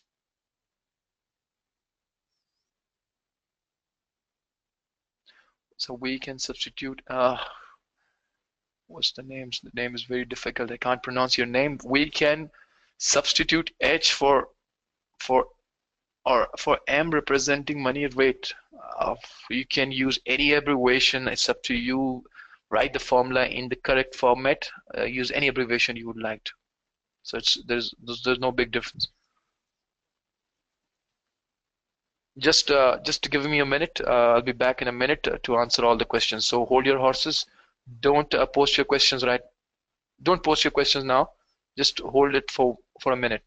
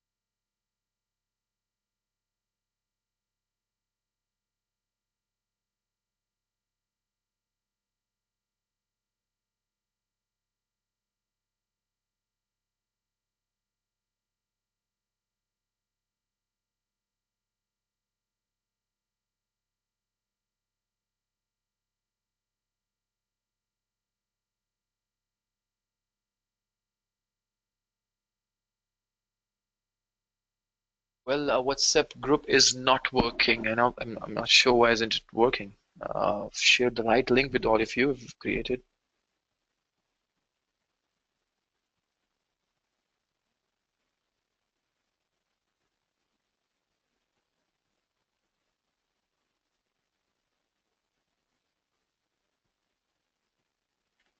Well, I will try to fix this problem regarding the WhatsApp group.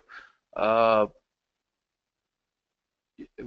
I'll share the other contact details with you as well, and if the WhatsApp group is not working, I will try to fix it and get back to you. Okay, Bilal, I'll just look at it. So, any other question? So please do describe risk and uncertainty as well. So are we going to discuss expected values? Well, I saw the expected values not uh, going to be covered here, but I told you that I would like to have a Skype session with all of you later, and in that I will uh, discuss few of the topics there as well. So I will try my level best to cover important areas in the webinar, and the areas that are not covered in the webinar, they are covered either through recorded video lectures or we can have a live Skype session as well. Tanya, yes, sources of finance will be covered and hedging to some extent, yes.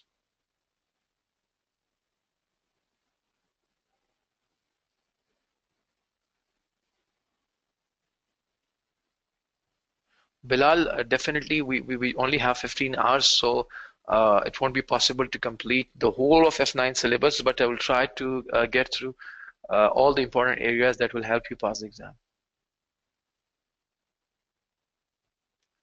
Forex, Azim, most probably it will be on Friday.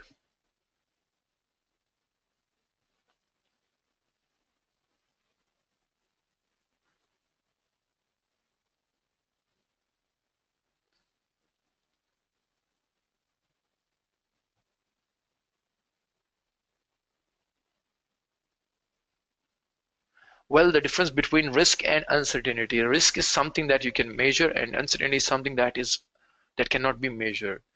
Uh, for example, if you're not sure what is going to happen, if you go for a project and you don't know about the outcome, it means you are uncertain. But to what level you are uncertain, you can't calculate. So it's called uncertainty. And if you expect the outcome to be either 50,000 profit or 30,000 loss, and you can also calculate the probability of getting the 50,000 profit and the probability of getting the 30,000 loss, then the probability of getting that loss is actually the risk. So risk is something that you can measure, and uncertainty is something that you can't measure.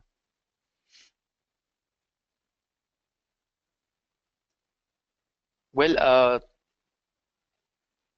for the Skype session, it will be probably after the webinar. Once the webinar is ended, then maybe we have this session on Sunday or Monday. But do keep in touch with me on WhatsApp and Facebook so that I can inform you people.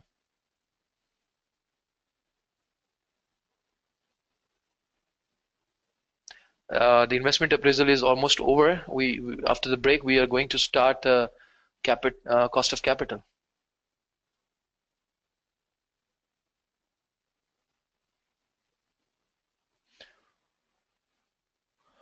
Bilal, can you repeat?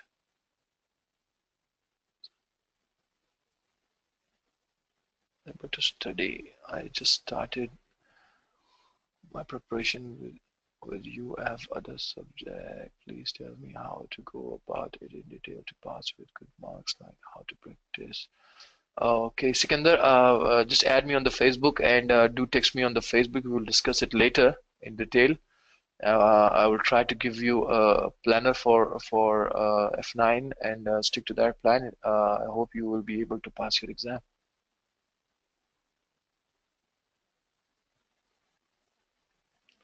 Wahab, I'm sorry, I have to stick to the plan because I have to cover the cost of capital and then we'll move towards the business valuation because these two topics are interconnected. So I have to follow the sequence for a larger benefit.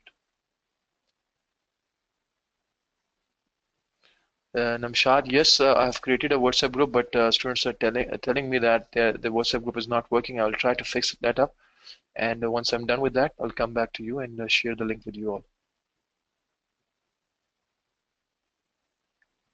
Sikandar, okay? Text me on the WhatsApp.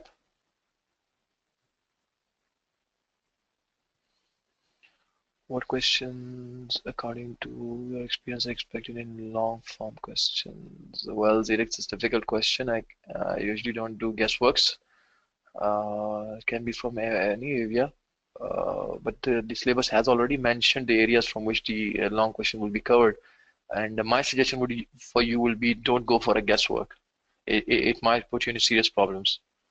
So don't go for guesswork. Just try to prepare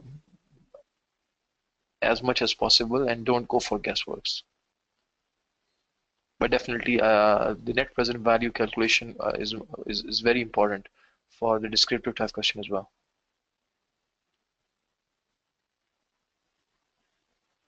Yes, Wahab, that will also be a good option, but there will be so many people, it will be difficult for me to add everyone. But if in case the link is not working, definitely I will add you people all on the WhatsApp group. Okay, Zirek, that's great. If you have covered everything from there, just go and try to solve the past papers, past exam questions.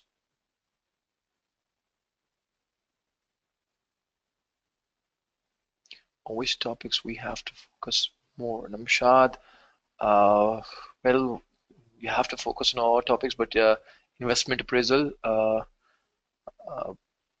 sources of finance,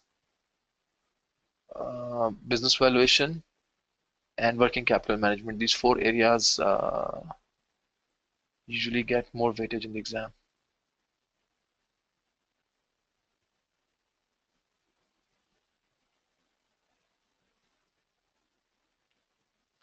Tanya, I can't do a guesswork from which area it will come, but uh, probably investment appraisal is one of the key areas for descriptive type of questions. And the other area might be working capital management.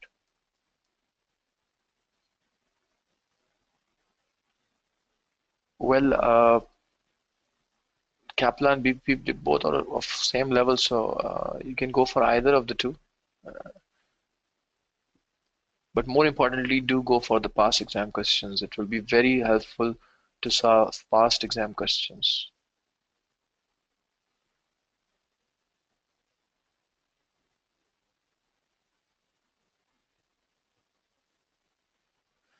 Kulan, it will be discussed today. It's actually to calculate the weighted average cost of capital.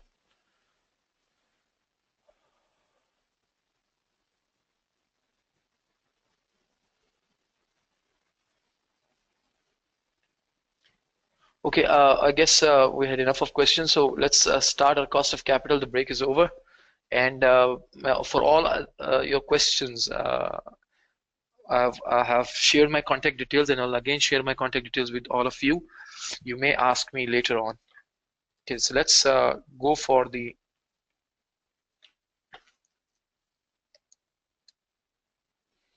cost of capital.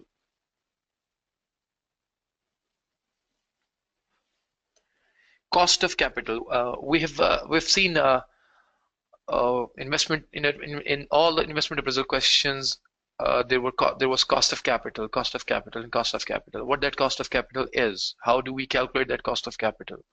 We know the use of the cost of capital. We use it for investment appraisal purpose. We make sure that we undertake projects that at least cover the cost of capital. So we take it as a hurdle rate for selecting or rejecting projects. But how do we calculate that cost of capital and what that cost of capital actually is? In this area, we are going to discuss about the cost of capital. Uh, Remember, a company will have two sources of finance. One will be equity, that is raising finance through issuing shares, and then it might have debts in its capital structure. So it might issue shares to get the capital, or it might issue debts or take bank loans to get the capital. Say, for example, I will go with the figures so that you get it in the right way. Say, for example, a company has $70,000 of equity in issue and $30,000 of debt. So its total capital will be $1 lakh. So it will be 70% and it will be 30%.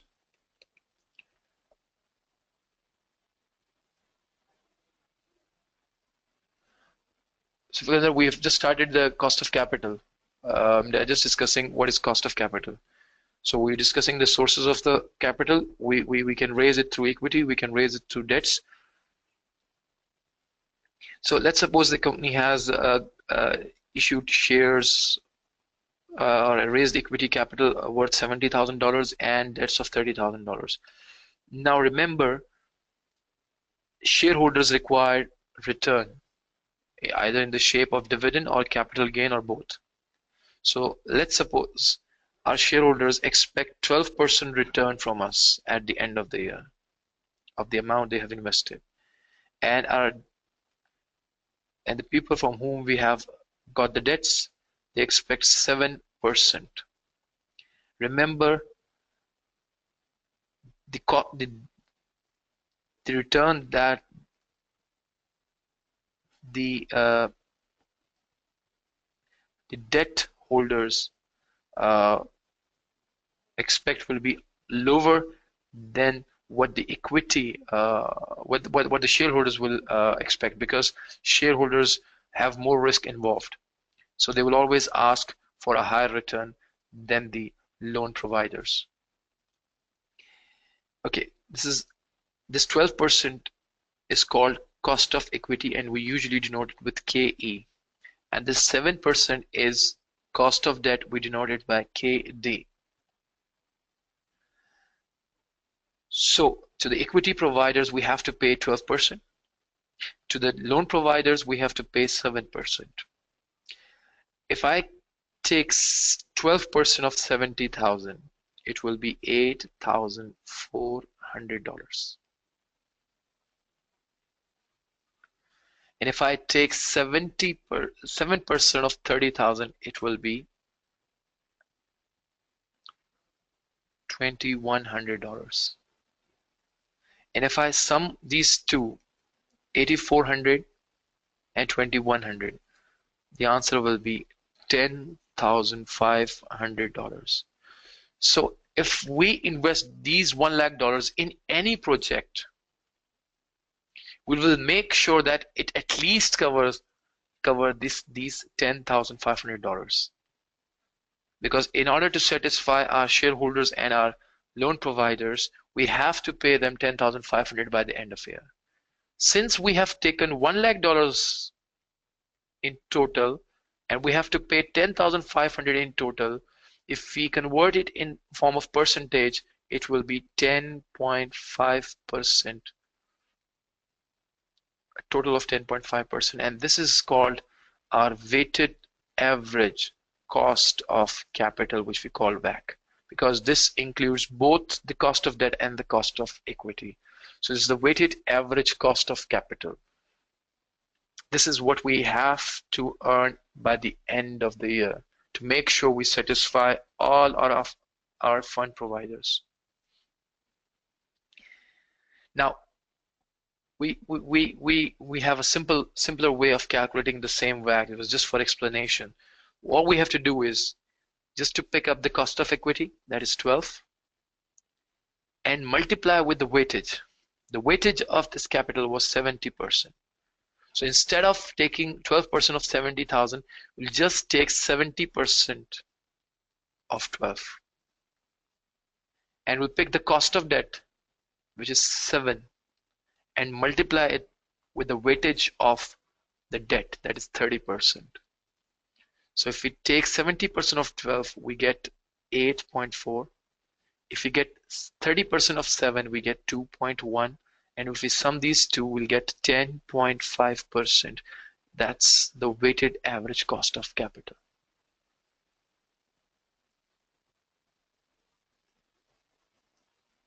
Kulan, I've assumed the $1 lakh that the total capital invested in the company is $1 lakh, of which 70,000 is through equity and the 30,000 is due through debts. And since 70,000 is 70% of 1 lakh, so it's 70%, and 30,000 is 30% of the 1 lakh. So this is just assumed values. These are just the assumed values. So this is how we calculate the weighted average cost of capital. All we have to do is to multiply the cost of equity with the weightage of equity. No, we don't take taxation here. The tax will already be incorporated in this cost of debt. The 7% is after tax.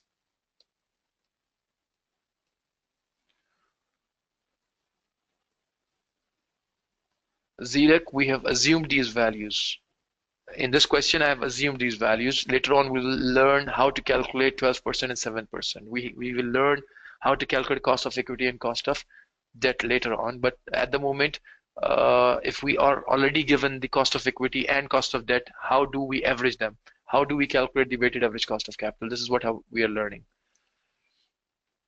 So we have to take the cost of equity, multiply it with the weightage of the equity, and then we have to take the cost of debt and multiply it with the weightage of the cost of debt, and sum these two figures to get the weighted average cost of capital. So in this case, the weighted average cost of capital is 10.5%. And now wherever we will invest these $1 lakh, we will make sure that we get at least 10.5% return. That's why we put it in the form in calculating the net present value, and we make sure that we earn more than that.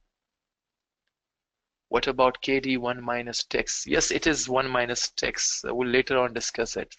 For the time being, just don't get into cost of debt explanation. We just remember we've been given with the cost of debt, which is already after tax. Assume that the 7% is after tax.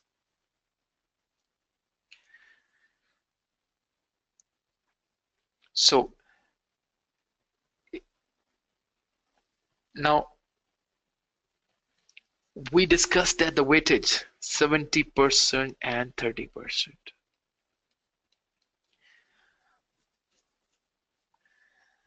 We have to multiply this 70% with cost of equity, multiply this 30% with the cost of debt, and we'll get the weighted average cost of capital. Now, how do we get this 70 and 30%? That's the question. How do we get them? We have two ways of calculating this ratio. One is called book value, and the other is called market value basis. So we can calculate this weightage using book values, and we can calculate this using market values.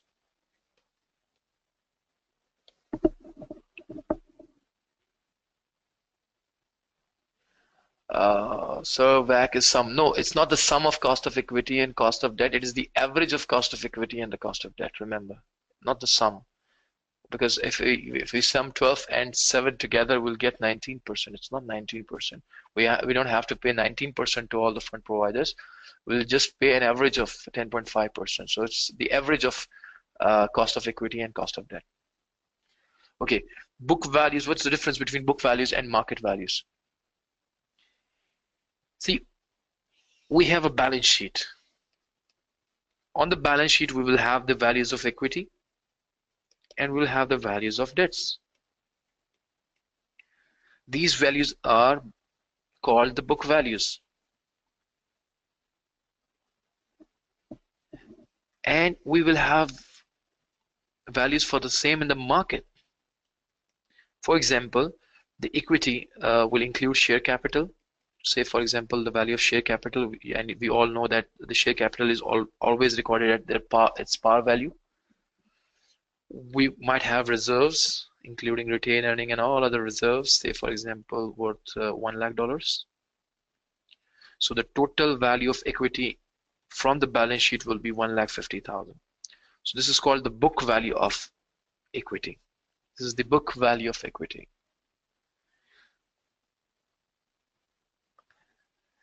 Okay, then we have debts.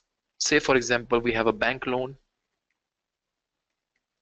worth $30,000. We may have debentures, say for example, worth $20,000. So the total book value of debts will be $50,000. Now let's come to the market value.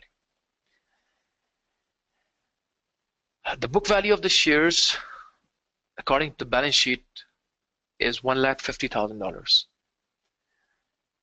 Now we all know that the shares are traded in the stock market. Usually this is for the listed company, where the shares are being traded on the stock market.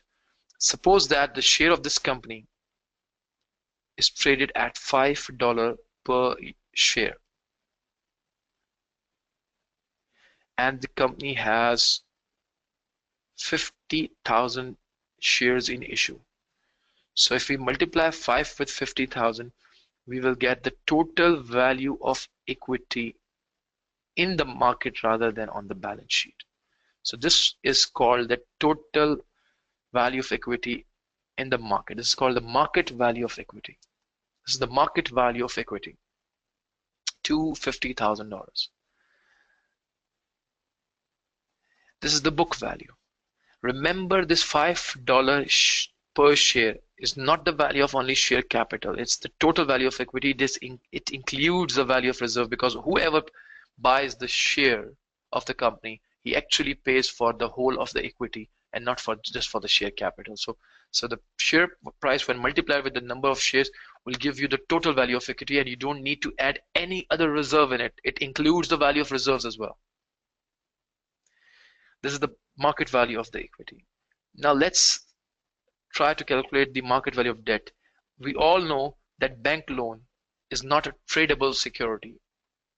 You can't trade bank loan because it's agreement between two parties and it can't be transferred to anyone else. So it's not tradable. So it will stay to have the same value,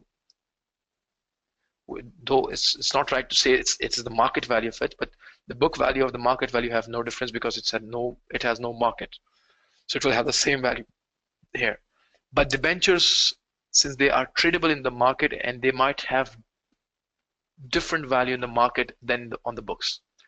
Its market value fluctuates with the market interest rate. And when we'll be doing the business valuations, we'll be discussing it, how the value of debenture in the market fluctuates. So for the time being, remember that the debentures might have and usually will have different market value than its book value. In the books, it is always recorded at its par value, whereas in the market it will be traded at a different price. So let's say these debentures are traded in the market for, say, $22,000. So I'm sorry, it's not 3 lakh. I'm sorry, it's $30,000. So it's $30,000. Okay, now the total market value of debts will be $52,000. So if we need to calculate this weightage, we can use either the book values or we can use the market values. So if we see the total capital in case of the book values will be equal to 150,000 plus 50,000, that is $2 lakh, the total capital. Of the total capital, 150,000 is of the equity. So if we divide 150,000 by the sum of that capital, we'll get 75%. It means we'll have debts equal to 25%. So the weightage in this case is 75-25. So if we use this weightage, it means we are using book values for calculating weighted average cost of capital. But on the other side, if we take these values in which equity is 250,000 and the debts have a market value of 52,000, and if we sum these two together, we will get 302,000, of which 250,000 will be of the equity and multiply by 100. So if we 250,000 divided by 302,000 will get 83% approximately. So the value of equity in this case is 83%, whereas the value of debts will be 17%. So if we use these weightages for calculating WACC, we are actually going for market value basis. So we can use the book value basis, that is 75-25 ratio, or we can use this market value basis, that is 83-17%. Now the question is, which values should we use? Well, in an exam question, the examiner will be very much clear about which weightage to use. It will usually ask you to use market values as the basis for calculating cost of capital. So if it states that you have to use market values, do use market values. You need to take the market values of equity and the market value of debts. In case the question is silent, even then, if it is possible, we will calculate the market values and we'll use market values. The market values will always be considered the most appropriate way of defining weightage, since this is the actual value of equity and debt. This is the value that has been decided or set by the market forces, by the investors in the market, and this is what is the actual value of the equity or debts. So we'll always use the market values instead of the book values. But if in the question it's impossible to calculate market values, or if the question is asked to use book values in specific, then we will be using book values as a basis for weightage. Remember this. And remember one more thing. Market value will always give you more accurate and effective weightage, and it will give you a very much relevant cost of capital. On the other side, the book value will understate. Remember, it will understate your cost of capital. If you look at this example, the equity value is 83% in case of market value, and in case of book value, it's 75%. And this will be the usual case.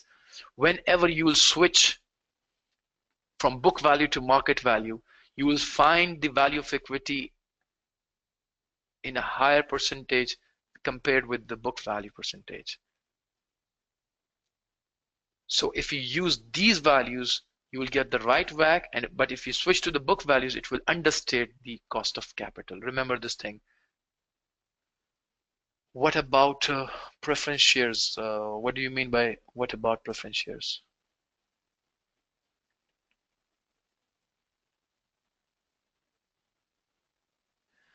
Well, Aisha, there's no difference between MCQs and the long questions. We have to do the same treatment, but whenever we are going to calculate market value, we just multiply share price with the number of shares to get the total value of equity, and then we don't take any reserve, any retained earning, or anything else. But whenever we are using book values, we'll have to take the share capital, we'll have to take all the reserves into account, because this share price includes the value of all types of reserves and share capital.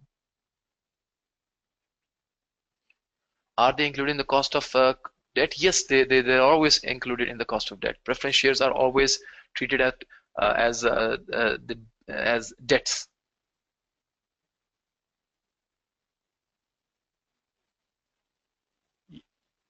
Inamullah, the link of the recorded version of this webinar will be shared with you. Okay, I will be discussing everything. Just hold your horses. I hope the book value and the market value concept is now very much clear. So we'll move forward. Look at this question first. Just look at this question.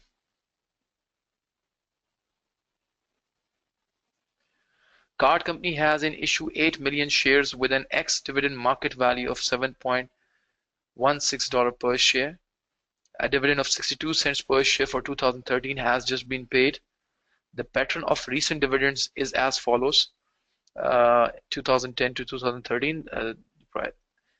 Card company also has in issue 8.5% bonds redeemable in 5 years' time with a total nominal value of 5 million. The market value of $100 bond is 103.42. Redemption will be at nominal value. Card company is planning to invest a significant amount of money into a joint venture in new business area. It has identified a proxy company with a similar business risk to the joint venture. The proxy company has an equity beta of 1.038 and is financed 75% by equity and 25% by debt on a market value basis. In this case, you have been given the weightage 75%, 25%, and they have mentioned that it's on a market value basis. The current risk-free rate of return is 4% and the average equity risk premium is 5%. Card company pays profit tax at a rate of 30% per year and has an equity beta of 1.6. Calculate the cost of equity of card company using dividend growth models. Very important. So let's move. What is dividend? What models do we have to calculate the cost of equity? Remember, we have three models for calculating cost of equity. One model is the dividend valuation model. What the dividend valuation model is all about.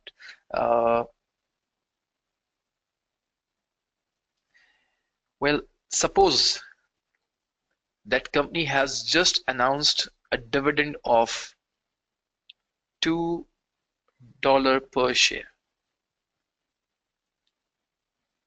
and it has a current market price, which we call it ex-div price.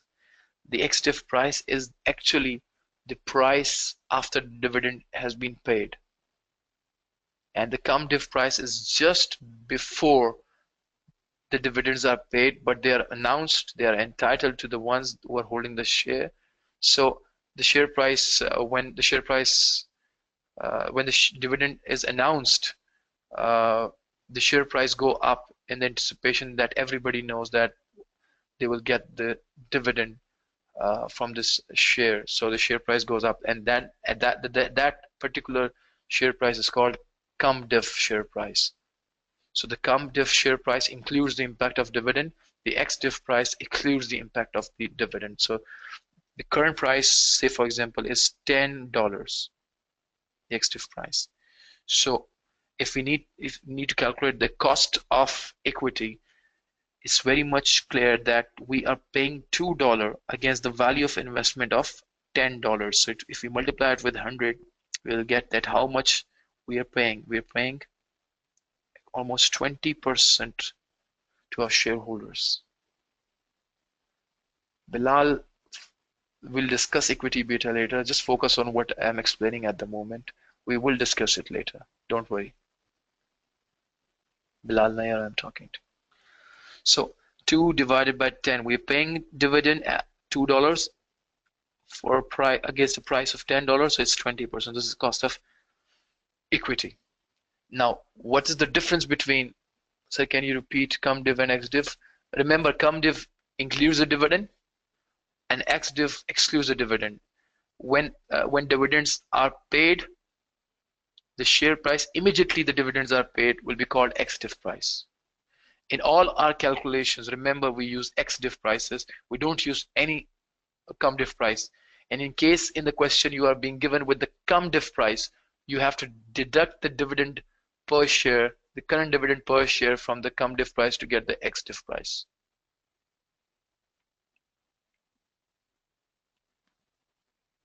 The cum-div price will be $12 in this case, Dania. But we will never use the cum-div price for in our calculations. We always use the ex-div price. So let's move forward. The problem with this model is that it is assuming that we will always pay $2 dividend to our shareholders, whereas the shareholders will expect growth in the dividend. This model is ignoring the dividend growth. So the first problem with this model is that it is ignoring the growth in the dividends. Number one. Number two, it is ignoring capital gain. If I am an investor in a company, if I have purchased the shares of a company, my return will be in the form of two. One, the dividend that I'll get. The other is the appreciation in the market price of the share. So these both form the return for me. Since it's the return that I'm getting from the company, it's a cost for the company. So the cost of the company should include both dividend and the capital gain, whereas the dividend valuation model ignores the capital gain. If the cum div share price is given, we have to subtract the dividend per share from the share price to get the ex div price. Okay, so this is dividend valuation model. Let's go to the other model that's called dividend growth model, which incorporates the growth. So we have to incorporate the growth. Let's go back to the question now. The ex-div market value is 7.16 per share. And a recent dividend of 62 cents have been paid. And we have been given a pattern of dividends paid in previous years. So the earliest dividend in the question is in 2010, which is 55.1 cents, and the latest dividend is in 2013, in the year just ended, that is 62 cents. So our dividend has grown by from 55.1 to 62 cents. So how much growth is there in this dividend? We need to calculate it first. So a dividend growth model incorporates growth. It incorporates the growth. So first we need to calculate the growth.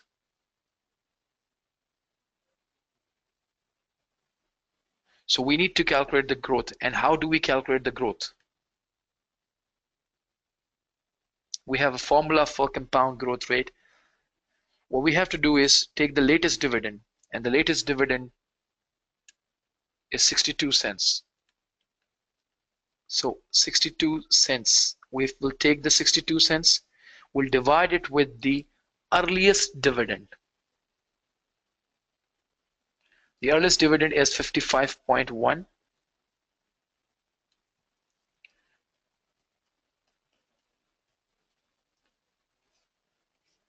Then we'll put the power 1 upon n, and it is the number of years in between these two dividends. So we'll never include 2010 in that.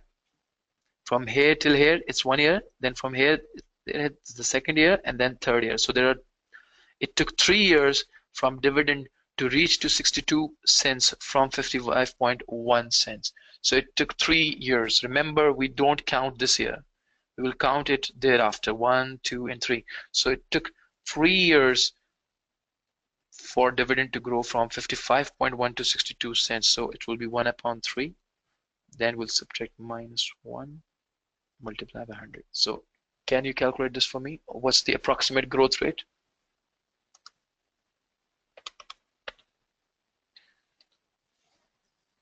Is it 4%? Okay, thank you.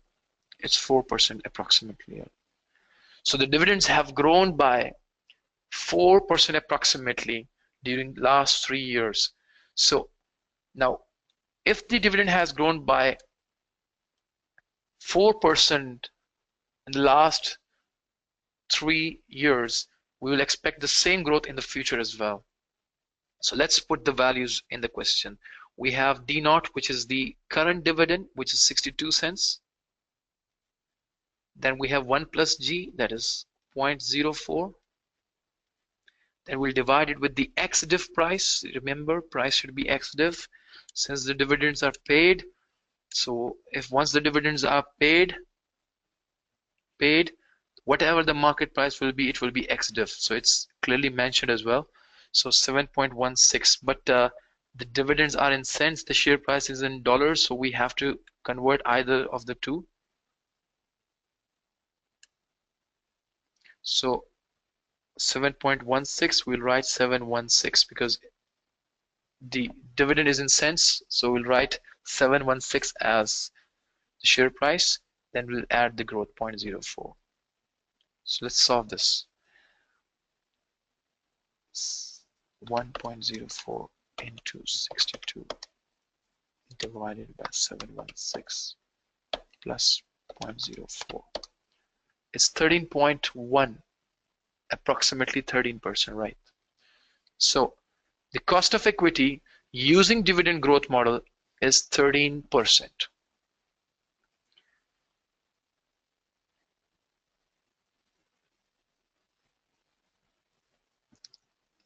13% is the cost of equity using dividend growth model. Now, compared with the dividend valuation model, the only difference between these two models is the growth. The dividend valuation model ignores the growth, whereas the dividend growth model includes the growth. So this is the difference. In an exam question, remember one thing. If the question asks to use dividend valuation model, but at the same time it has given growth in the question, use the growth model, despite the fact the question is asking for the dividend valuation model, because dividend growth model is the refined form of dividend valuation model. So usually, even if the dividend valuation model has been asked to use, but the growth is given, we should never ignore the growth unless and until the examiner has asked us to ignore.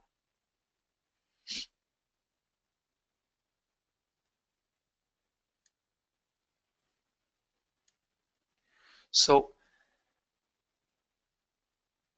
we are using 716 Sahib because we have used dividend in cents, so we have to use the share price in cents as well, so that there is a like with like comparison. So we can't take dividend in cents and then taking price in dollars. So we have to use cents, or we have to use dollars in both cases.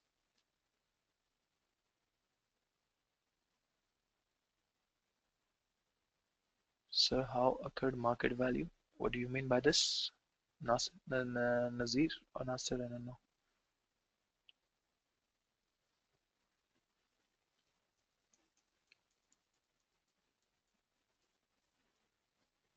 So this was the dividend valuation model. And I told you that the only difference between the two models is the growth. All the limitations of the dividend valuation model, except for the growth, are there in the dividend growth model.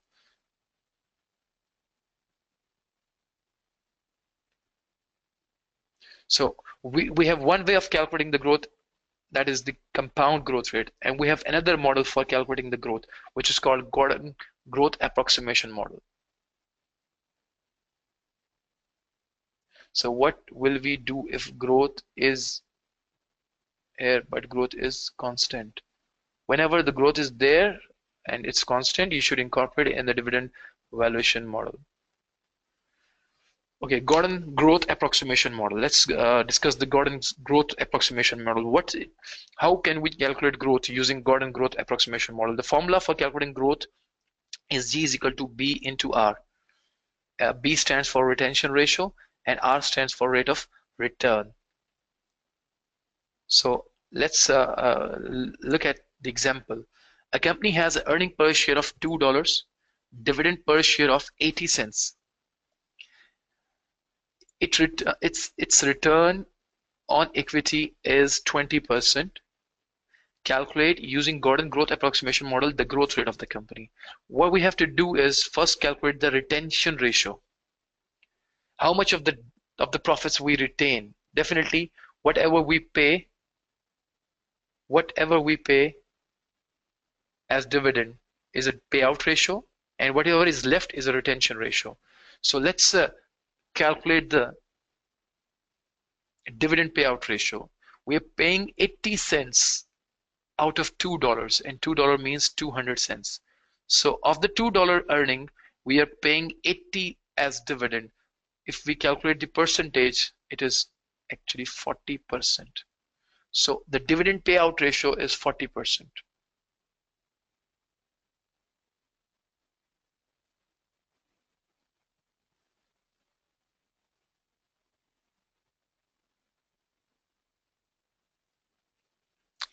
So it's 40%. So if 40% is paid as dividend, it means 60% will be retained. So the retention ratio will be the 60%. But why 200? Because 80 is the cents. So we need to divide it by cents. We can't divide cents by dollars. So we have to write both numerator and denominator in the same monetary terms. We can't use the denominator, change the denomination. It should either be in cents or it should either be in dollars. So we've retained 60% of the profits. Okay, the rate of return is 20%. So the growth rate, according to Gordon model, will be 60% of 20, which will be 12%. According to Gordon, if the company keeps 60% of the profit and invests in project at a rate of 20%, it will grow by 12%. So the growth rate in this case will be 12%. So all we need to calculate the growth under Gordon approximation model is we need the retention ratio, we need the rate of return, which will usually be the return on equity.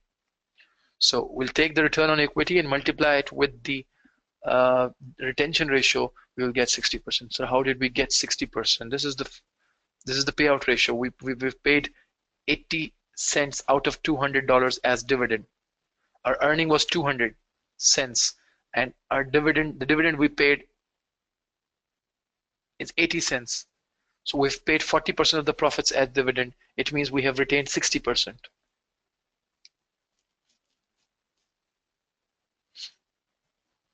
Dania, is it clear now?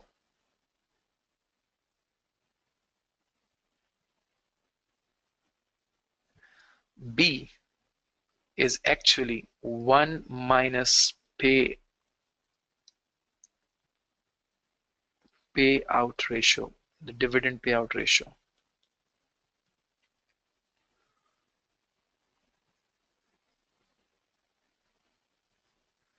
$2.00. This is $2. So we have converted the earning per share, which is in dollars, in cents. So we have multiplied it with 100 to get the 200 cents.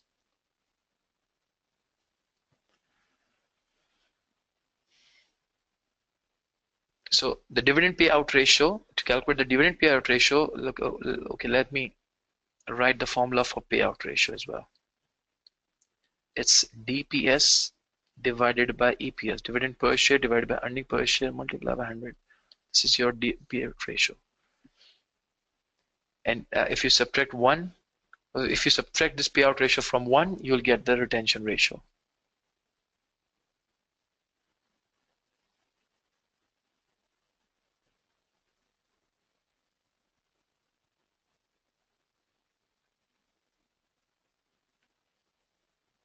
Yes, dividend payout ratio is the amount that we are paying as dividends out of our profits. So this was now these are the weaknesses of the dividend growth or valuation models. The model does not incorporate risk explicitly. It's not the complete word. It's explicitly. Means that it does not incorporate project-specific risk. It has taken the dividends that we have paid in the past, and we have assumed that we'll pay the same dividends which we have paid in the past, including the growth in the dividends. So it does not incorporate the risk of the project that we are going to take in the future. Maybe what projects we have done in the past were of different risk level, and this time we are undertaking a project that has a different risk level. Dividend growth model fails to incorporate project specific risk in the cost of equity.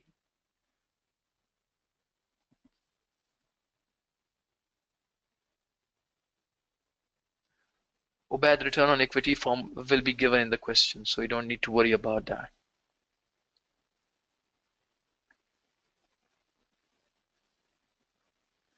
Come on, be quick. I have to complete this topic. So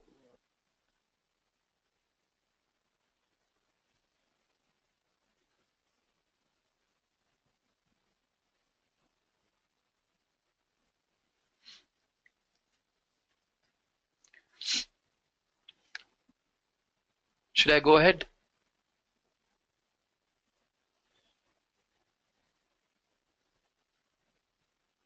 Okay. Okay, thank you. The model does not incorporate risk. Number one, dividends do not grow smoothly in reality, so G is only an approximation. Definitely, there will be fluctuation in the dividends. They will never, in practice, they will never grow with a smooth rate. The model fails to take capital gains into account. We have already discussed that. It does not incorporate any capital gain. No allowance is made for the effect of taxation, although model can be modified to incorporate tax. At the moment, the formula that we've used does not incorporate any tax impact. And last, it assumes there are no issue costs for new shares. Uh, Definitely, whenever you have to issue new shares, the cost of issuing the shares should also be part of the cost of equity. But it has ignored the only cost that it is taking into account is the dividend that the company is paying, and is not incorporating any issue cost uh, in the total cost of equity. So these are the weaknesses of the dividend valuation model. Now, when a model has weaknesses, we would definitely want to improve those weaknesses, and we'll definitely want to have a model which will not have these weaknesses. So we have another model for calculating the cost of equity that is called capital asset pricing model, CAPM model. Now, what is the rationale behind this model? It's a very simple and understandable model, a very much rational model. It says whenever there is higher risk, if you see the x-axis shows the risk, it's the risk. The x-axis shows the risk. So it says that whenever there is a risk, the investors will ask for the higher return. So the more riskier the project will be, the higher will be the expected return from the investors. So if you go from left to right, the risk will increase and you will see the return line going upwards. This is called securities market line. This is the average return that investors will be expecting from the investments. So this is the average from the market. It's the average market return line. So the higher the risk, the higher will be the return. But there will always be a risk-free rate of return. You can't ask somebody to give you money for free. They will always ask for a return, even if they are sure that their capital is secured. They will still ask for the return to compensate for the inflation, for their earning sake. They will always ask for a return. So if an investment has zero level of risk, though practically there are no investments which will have zero risk. Yes, return can never be zero. If you ask somebody to provide you with the fund, they will always ask for the return, no matter how much risk is there. They will always ask for some return. So theoretically speaking, if the risk level is zero, there will still be something that they'll be asking for, and that is called risk-free rate of return. Usually, the government securities are considered to be risk-free. In practice, no security in the world will be risk-free. But since the default risk of a government security will be so low that it can theoretically be assumed that it's risk-free. So whatever we earn on a government security will be considered as a risk-free rate of return. So any investor investing in any risk-bearing security will always ask for a higher return than the risk-free rate of return. So the return line will start from above the origin and it will keep on increasing as the risk increases. This is the main rationale behind the capital asset pricing model. The capital asset pricing model says that investors will always ask for higher return against higher risk. Look at this question and it will further explain the CAPM model. Alpha company is considering to invest in beta company, which is involved in manufacturing of smartphones. The current return on government bonds is 7%. This is what is the risk-free rate of return is. The average return by the companies operating in the smartphone manufacturing industry is 12%. This is what the market return is. So we call it a market return. The equity beta of alpha company. for the purpose of investing in beta companies 1.25. What is beta? Equity beta, we'll discuss in a while. This is actually a factor which defines the risk of an individual investment compared with the total risk of the market. So we'll discuss it in a while, but for the time being, remember 1.25 means that alpha company, when it will be investing in beta company, alpha company, when it will be investing in beta company, will have 1.25 times risk than compared with the market. Compared with the market, it will have 1.25 times of the risk. Calculate the cost of equity of alpha company. So using the CAPM model, how we calculate the cost of equity. It's a very simple model. It says that the investor will always ask for risk-free rate of return, that is 7%. And if you show them the risk, they will ask for more. Okay, how much they will ask? Look at this example. In the average return that the investors are expecting from the smartphone manufacturing industry is 12%. This is the average of the market. So they will usually ask for 12%, which is 5% above the risk-free rate of return. So why are they asking for a higher rate than 7%? Can anybody answer this? Why an investor in a smartphone company will ask for higher return than a risk-free rate of return? Why are they asking for 5% more?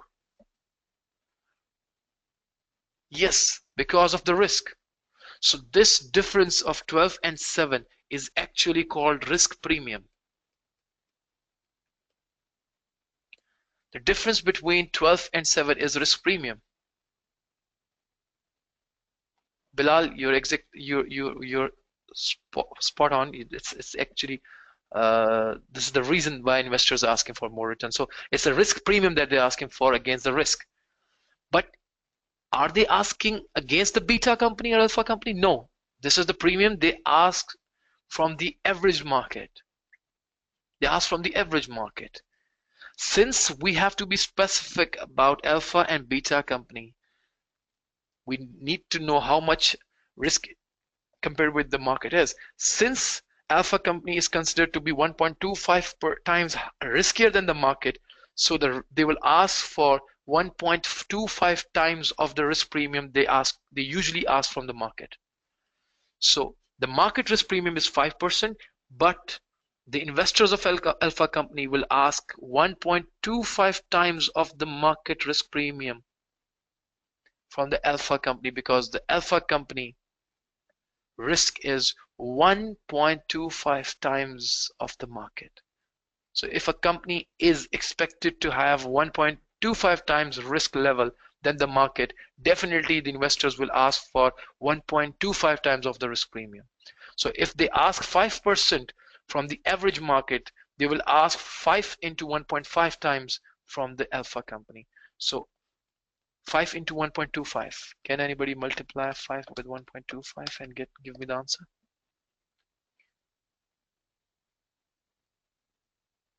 $6.25.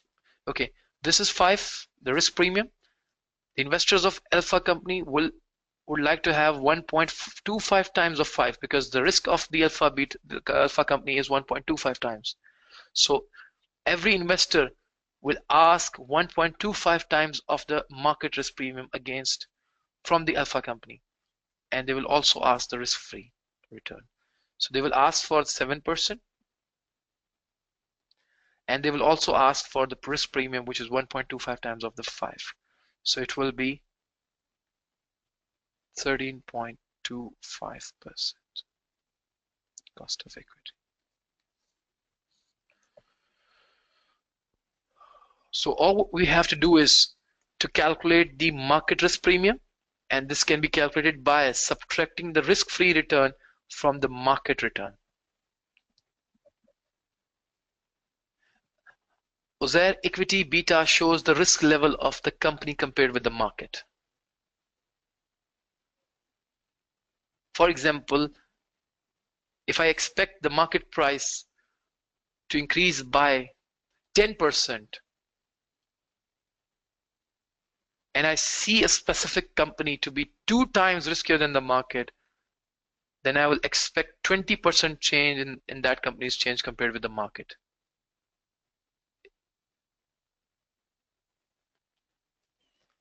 So it's 13.25%. So let me just repeat this. All we need to do is just take out the market return, which is 12%, subtract from it the risk-free rate of return, that is 7%, and then we will multiply it with the equity beta to get the company adjusted risk premium. Then we will add the risk-free rate of return in it to get the total return expected by the shareholders. Yes, equity beta will usually be given in the question, but if it's not in the question, we will learn how to calculate it. For the time being, just remember equity beta will be given in the question.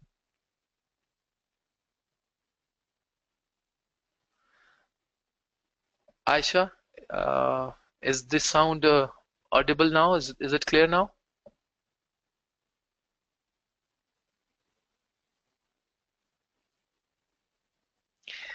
Okay, let me make it more simple.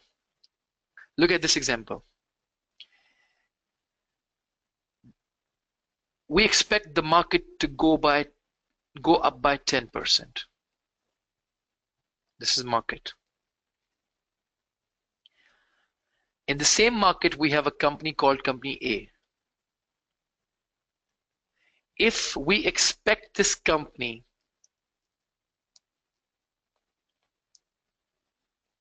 to grow by 20% at the same time, when we are expecting the market to grow by 10% and we expect a company in the market to go up by 20%, what is it means? It means company A has 2 times of the variation compared with the market. Since it varies 2 times compared with the market, it will have an equity beta of 2. So the market going up by 10%, the company A will go up by 20%. In the same way, if the market goes down by 10%, the company A will go down by 20%. It will always react twice as the market reacts. So this is what equity beta says. So in this case, the equity beta will be 2 times. But in our example case, it's 1.25 times. So if you see a company's shares to be volatile and fluctuating twice compared with the market, you will always ask twice as the market gives. So you'll ask for a return 2 times of what the market can give you. Yes, we can say that the company is 2 times riskier than the average market. So we'll ask for 2 times of the risk premium from this company.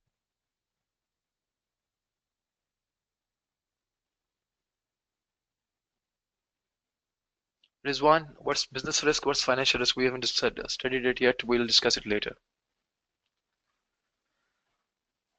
So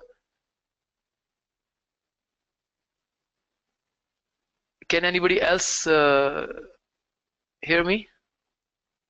Am I audible to the rest of the students? So Aisha, there's nothing wrong from here. So you just check your sound system.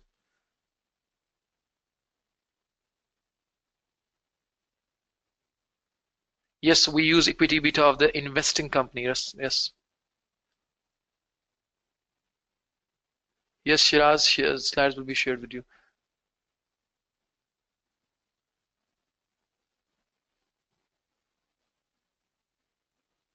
Wakas, we haven't studied the geared and ungeared concept yet. It will confuse others. So hold your horses. If you have any question regarding this slide and what we have discussed so far, just ask about this.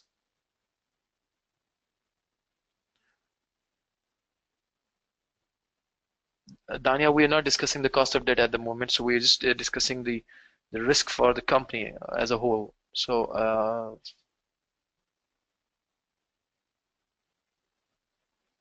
Rizwan, we're not discussing the business of financial risk at the moment. Just focus on what we have discussed so far. 1.25 shows the overall risk at the moment. We'll discuss it later about the business risk and financial risk. So this was now hold your horses. Uh, I hope the example is now clear. All we have to do is to take the risk-free rate of return from the question, and it is usually the risk. It's usually the return that the government securities generate. Then we have to pick up the equity beta from the question, market return, and then risk-free rate of return.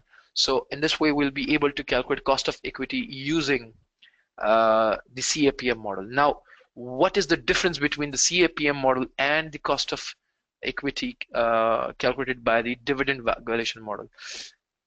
The very first limitation of the dividend valuation model was that it ignored the risks, project-specific risk. And what is good about the CAPM is it incorporates the project-specific risk. If you read this line, the equity beta of alpha company for the purpose of investing in the beta company. So it tells you exactly the risk of the investing company when it will be undertaking a particular investment. So it is actually giving you the project specific risk, and hence it will result in a project specific discount rate. This is the first thing that was the limitation of dividend valuation model, and is no more a limitation of the CAPM model. So it is explicitly incorporating the risk, number one.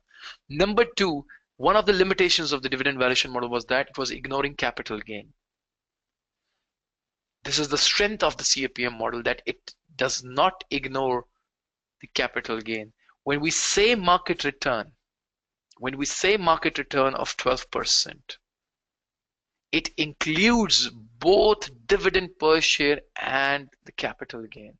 This 12% is not the dividend that is paid in the market. It is the sum of the dividend and the capital gain that investors are getting. So the market return is actually the total of dividend and the capital gain in the market. So no more a limitation in the CAPM model. So it's giving you the risk adjusted rate, it's adjusting the capital gain in the model.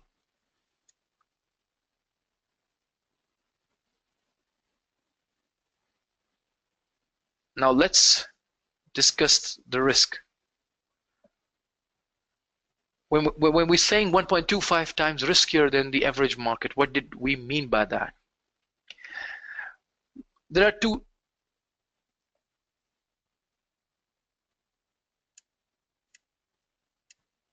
two types of risks, remember. One is the systematic risk and the other is the unsystematic risk.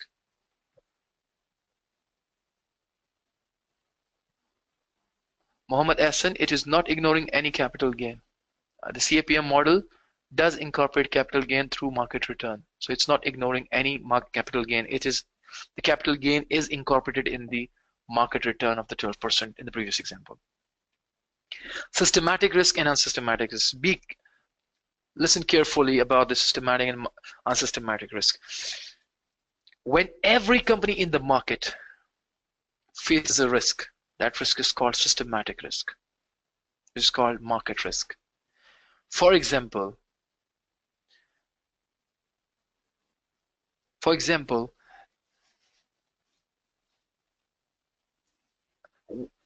let's take the example of cement manufacturing industry.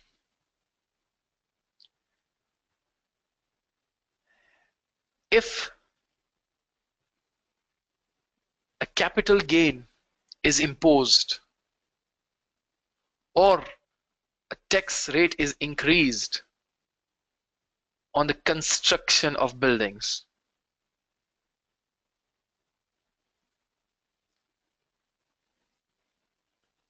it will affect all the cement manufacturing companies. Is that right or not?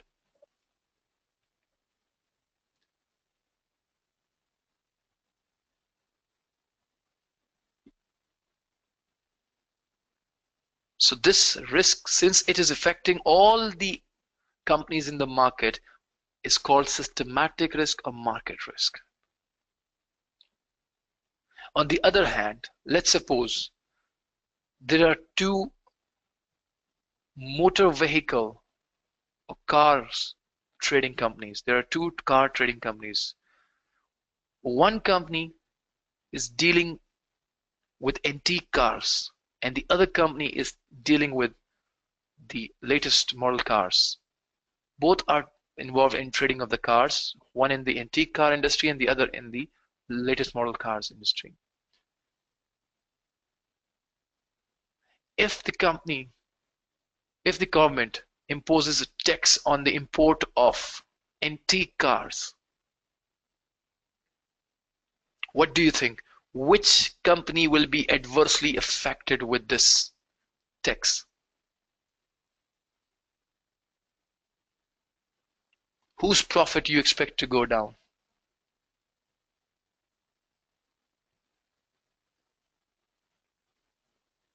Yes, the company involved in antique car trading, the old cars trading, and not it will not adversely affect the profits of the latest model car company.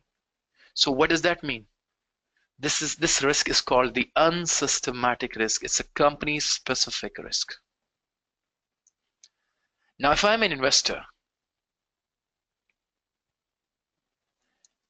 I can diversify this risk by investing both in antique car companies and in latest model car companies. I can reduce my risk by investing in both type of companies. If I lose from one company, I might gain it from the other company. So it will compensate my risk. So I can diversify or reduce my risk by maintaining a balanced portfolio of investment.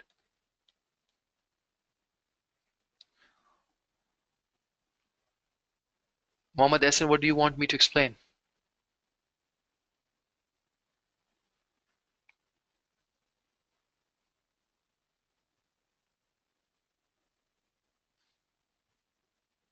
Okay, so we can maintain a balanced portfolio of investment, and if we do so, we can reduce our risk.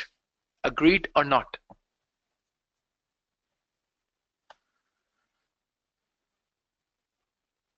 Since we can reduce our risk at our own, so we won't ask for any risk premium.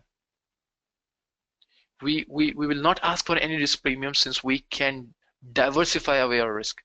But we know that we cannot diversify this risk by any type of portfolio maintenance. So we can't diversify this risk because this is the risk faced by every company. Since we cannot diversify this risk, whenever we will get into this market, we will ask for a risk premium. So can't diversify the risk, diversify the systematic risk. Since we can't reduce the risk, and if we still want to invest in this project, in this market, we will ask for higher return to compensate for that higher risk. So remember, when we use equity beta in the CAPM model, it is actually reflecting the systematic risk and not the unsystematic risk. Remember this thing, that systematic risk, the equity beta reflects the systematic risk.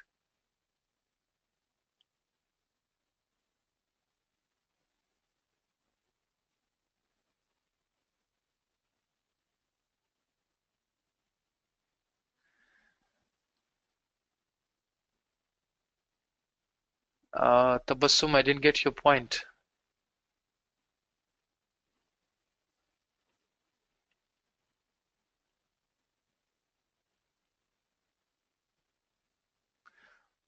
Bilal, we can't diversify the systematic risk because if we invest in any company, if the profit of the company goes down, every company's profit will go down. So in that case, we're gonna get lower profit in from every company. So we can't diversify this risk.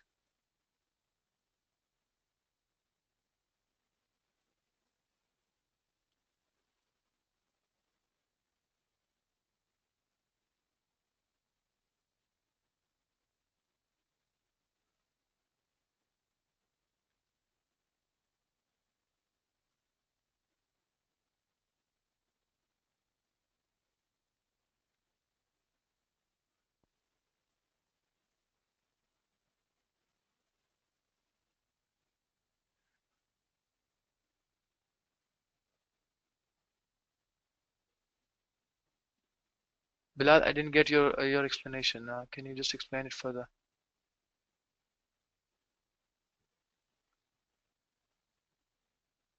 Yes, equity beta reflects the systematic risk of the investing company, and it does not reflect the unsystematic risk because we don't ask for unsystematic risk premium against the unsystematic risk because we can manage it our own self.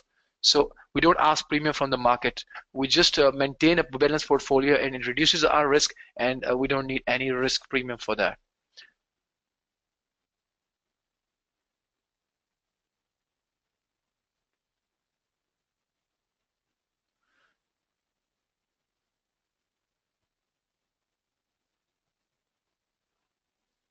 Balanced portfolio means if we invest in the market in different companies in such a way that it reduces our risk, ideally to zero, though it won't reduce that unsystematic risk to zero, but if it reduces it to a level that does not damage us, then it's called a balanced portfolio of investment.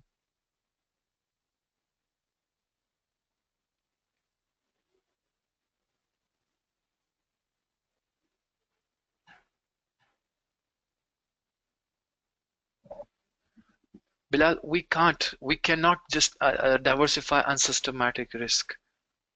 We can't diversify the systematic risk, sorry.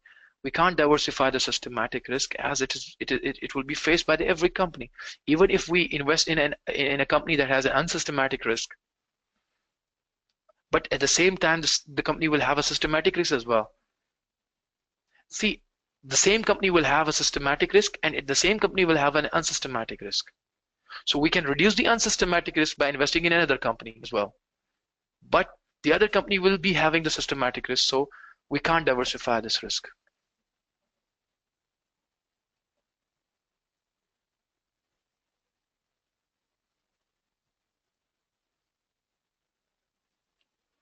Well, too many questions coming up. Just told your horses classes and a half for first years negatively correlated investments comes.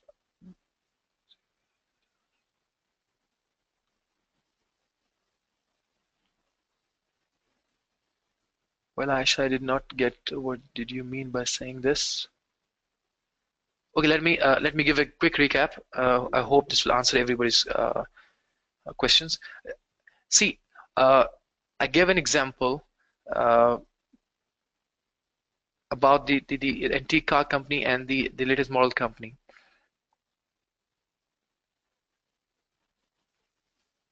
If the government imposes tax on the antique cars, it will only affect the antique car company. And if I'm in the investor and I've invested in both type of companies dealing in the latest cars and dealing in the old cars,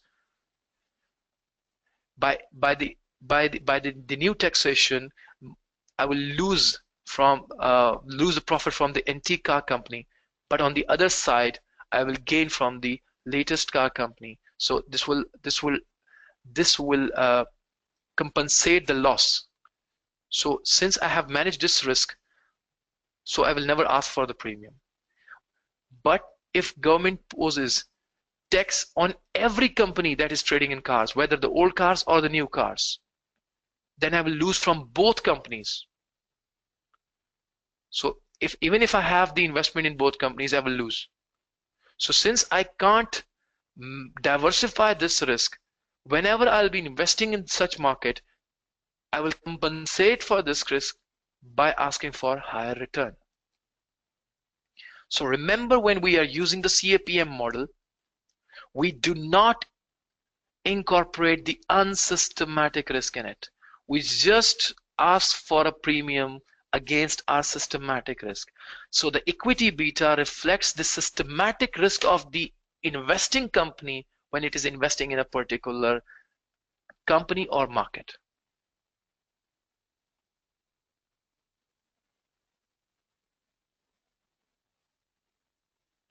No, Ahmed, it's not the limitation of the model, it's the plus point of the model that it is not incorporating a risk that we don't need to be incorporated.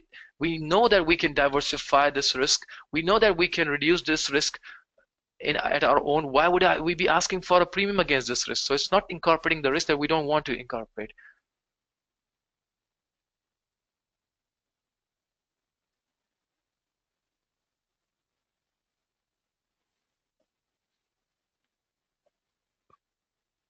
That means systematic risk is sort of inherent risk of the company. Well, some of not of the company. It's the inherent risk of the market, not a specific company. It's the inherent risk of the market, which is faced by the every company in the market. Okay, let's move and discuss further the systematic risk and the unsystematic risk. Now, we have to divide the systematic risk into two types of risk: business risk and financial risk.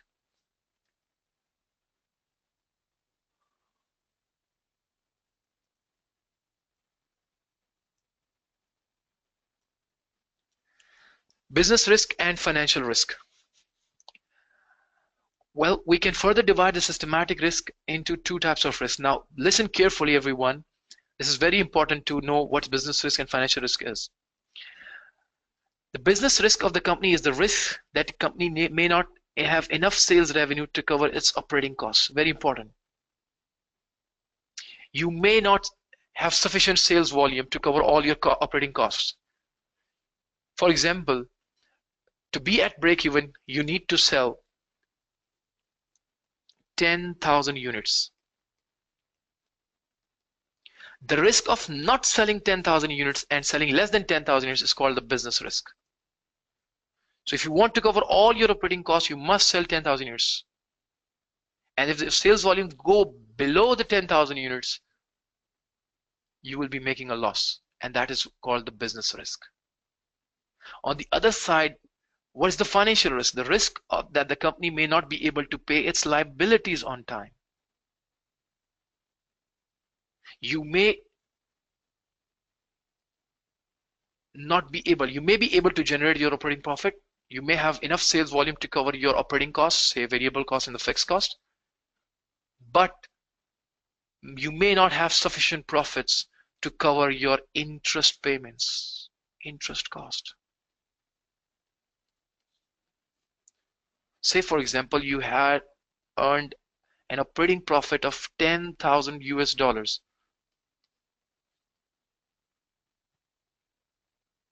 but maybe your interest cost is $11,000.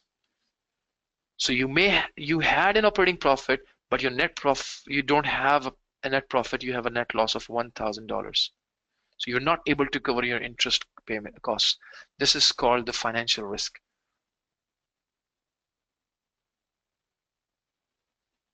And as an investor in the company, if I'm going to purchase the shares of the company, I will be concerned with both business and financial risk, because I know that I will receive dividend after all the interest payments have been made. I will only get dividend if the company is capable enough to cover all of its interest costs and is left with some profit to pay as dividends. So I will be concerned with both types of risks. I would like company to make operating profit. I would like company to make the net profit. So as a shareholder, I'll be concerned with both types of risk.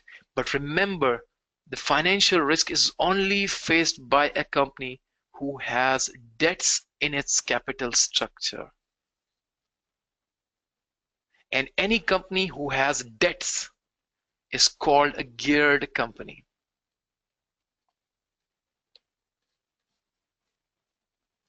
Any company which has debts in its capital structure will be called a geared company.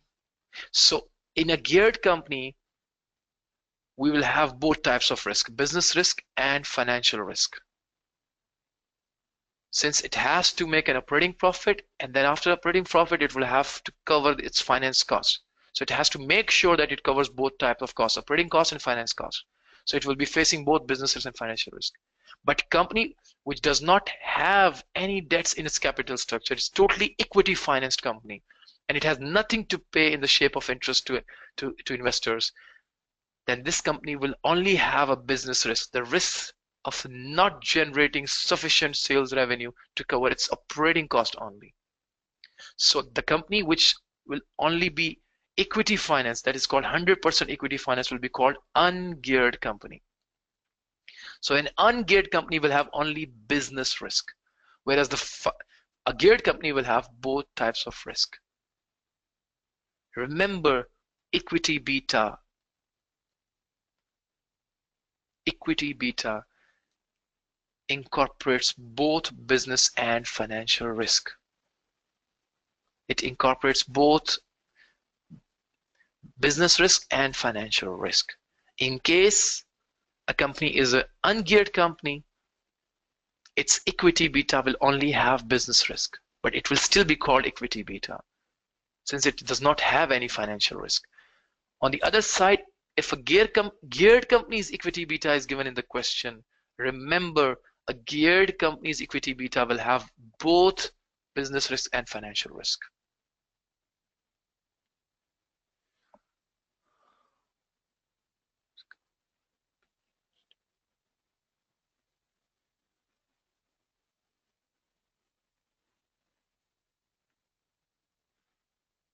Yes, we will be discussing the systematic risk, and we will only be incorporating systematic risk in RCAPM.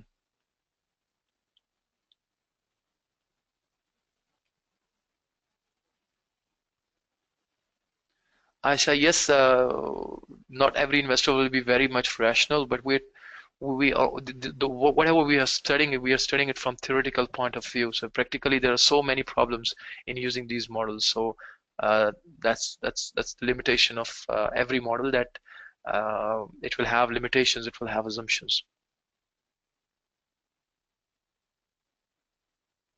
Yes, we have a question in the next question is for gearing and ungearing the betas. So we don't have enough time today, so we'll be discussing this gearing and ungearing tomorrow.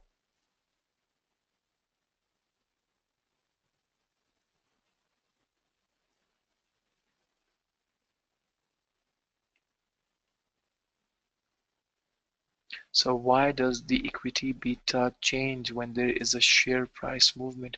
Well, the share price is actually the value of the company, and the more the value of equity fluctuates, the more risk it will have.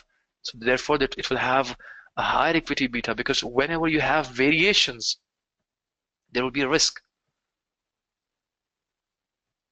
Let me explain it with example. If you see the world past years of F9 going down and going up, going down and going up, so you see variations. So you'll see more risk in passing the exam, because you see more variations in the exam pass rates. But if you see a stable rate, pass rate in the questions, you will always be sure how many people are going to pass the exam. So there will be lower risk if there are lower variations. So risk is actually the variations that we face in something.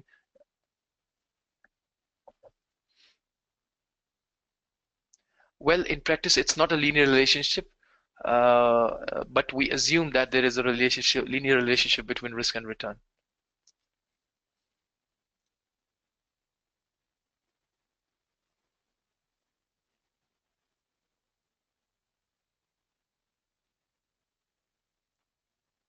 Amara, I didn't get your question. What do you want to say?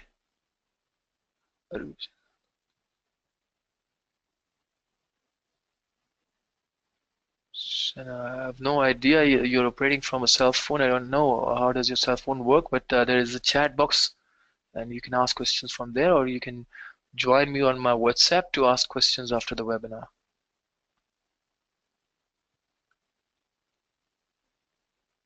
Yes, I think the details have been shared with you people. Can't you see the details on your screen?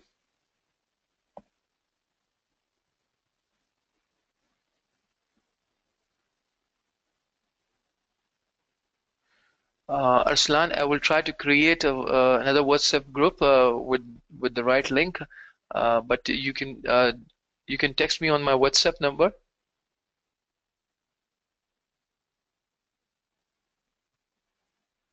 Or you can join me on my Facebook page, and I can share the details there as well. What's the number, sir? Arslan, you may join me on my Facebook.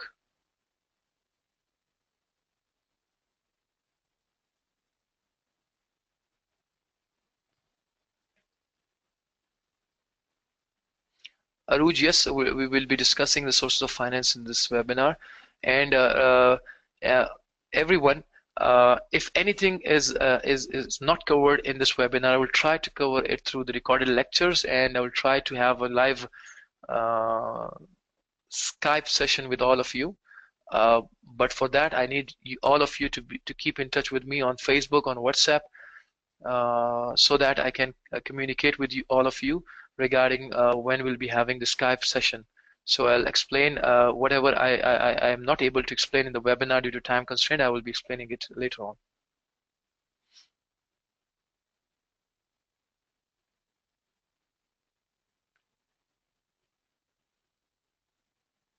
Thank you very much, Aisha, and thank you, everyone.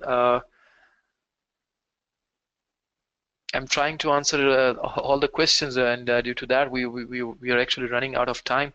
So next time, both of us will try our level best to stick to the topic, and so that we can cover our topics quickly.